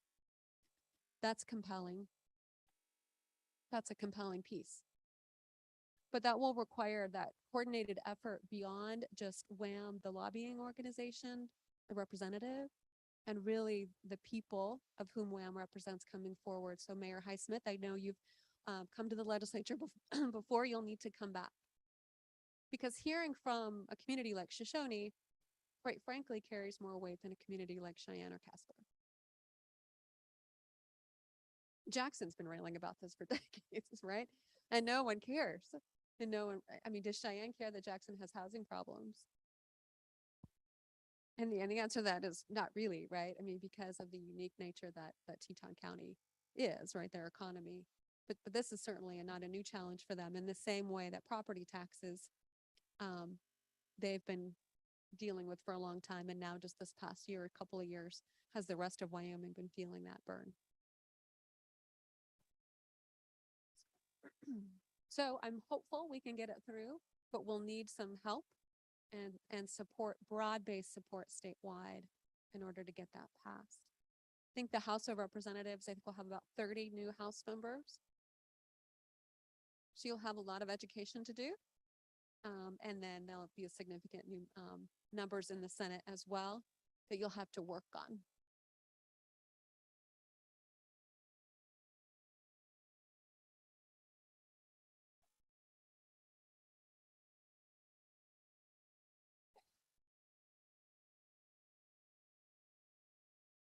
Yeah.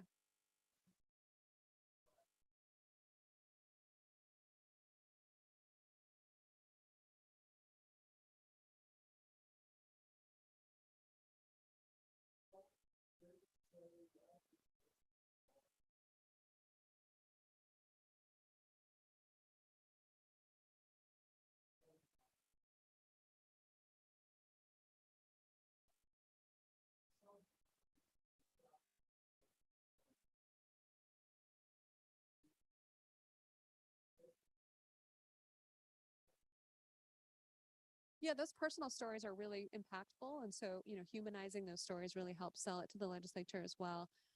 So the appropriation dollar will be important. I don't anticipate it to be a fully funded program this next year. We'll just get the bill passed, the concept passed with some funding, and then try to come back and fully fund it later. But we'll go for the gold, but that's probably the reality of what will happen on that front. Yeah, there's probably, to address the question of tax, I just think that any kind of tax, even if we know we're going to put it and then abate it as how most states operate that way to make it an attractive feature to businesses trying to come in. I just don't ever see that likely, particularly now. So.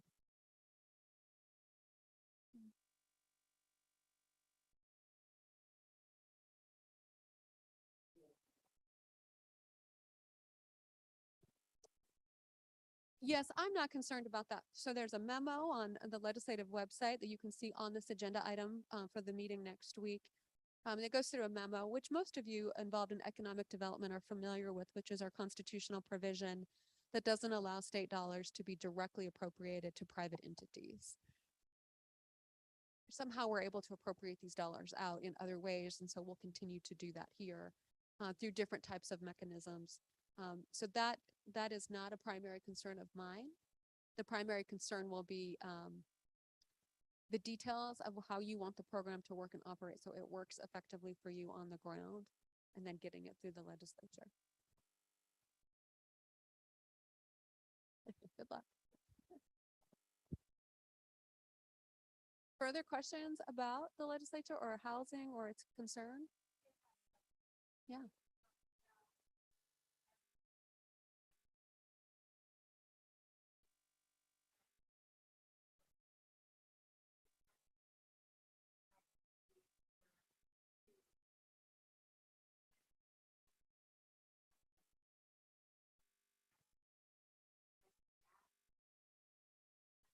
Maybe, yes, maybe. So the question was, what could ARPA or what other type of funding mechanisms could the legislature use to make the program work? And there's a variety of options on the table. I don't want to exclude ARPA, but I don't also want to direct you straight to ARPA in those conversations just because there's so much going into the ARPA conversation. It's possible that some of those funds could be used for that purpose. And I would leave that up to the legislators to determine how to fund it. And we'll figure out the pot to pull from. And Laramie County's own Representative Nicholas is the best on that front. And so he just was reelected. So that's good. He can help find us that funding as well. He's the chair of House Appropriations. The Senate chair of Appropriations just lost his seat. So that'll be a new challenge on that front.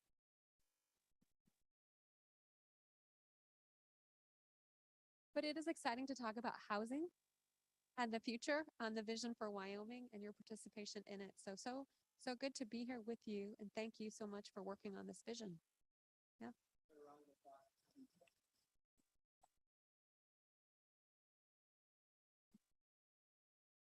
Thanks everybody for being here again. A shout out to the folks that helped make this happen. Thrivent Financial, Burns Insurance, The Office, Minuteman, and Miller Promotions. And thank you to My Front Door and Habitat for Humanity making that work. And Raffles to give out, but you just want to pull up a card. See if they're still here.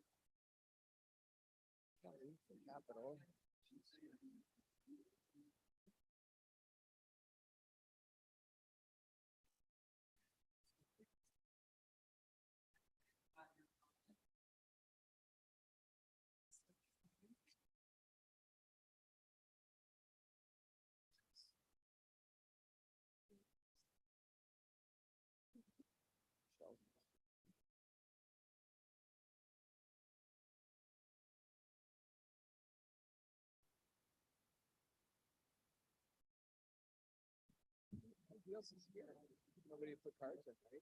Yeah, why don't you just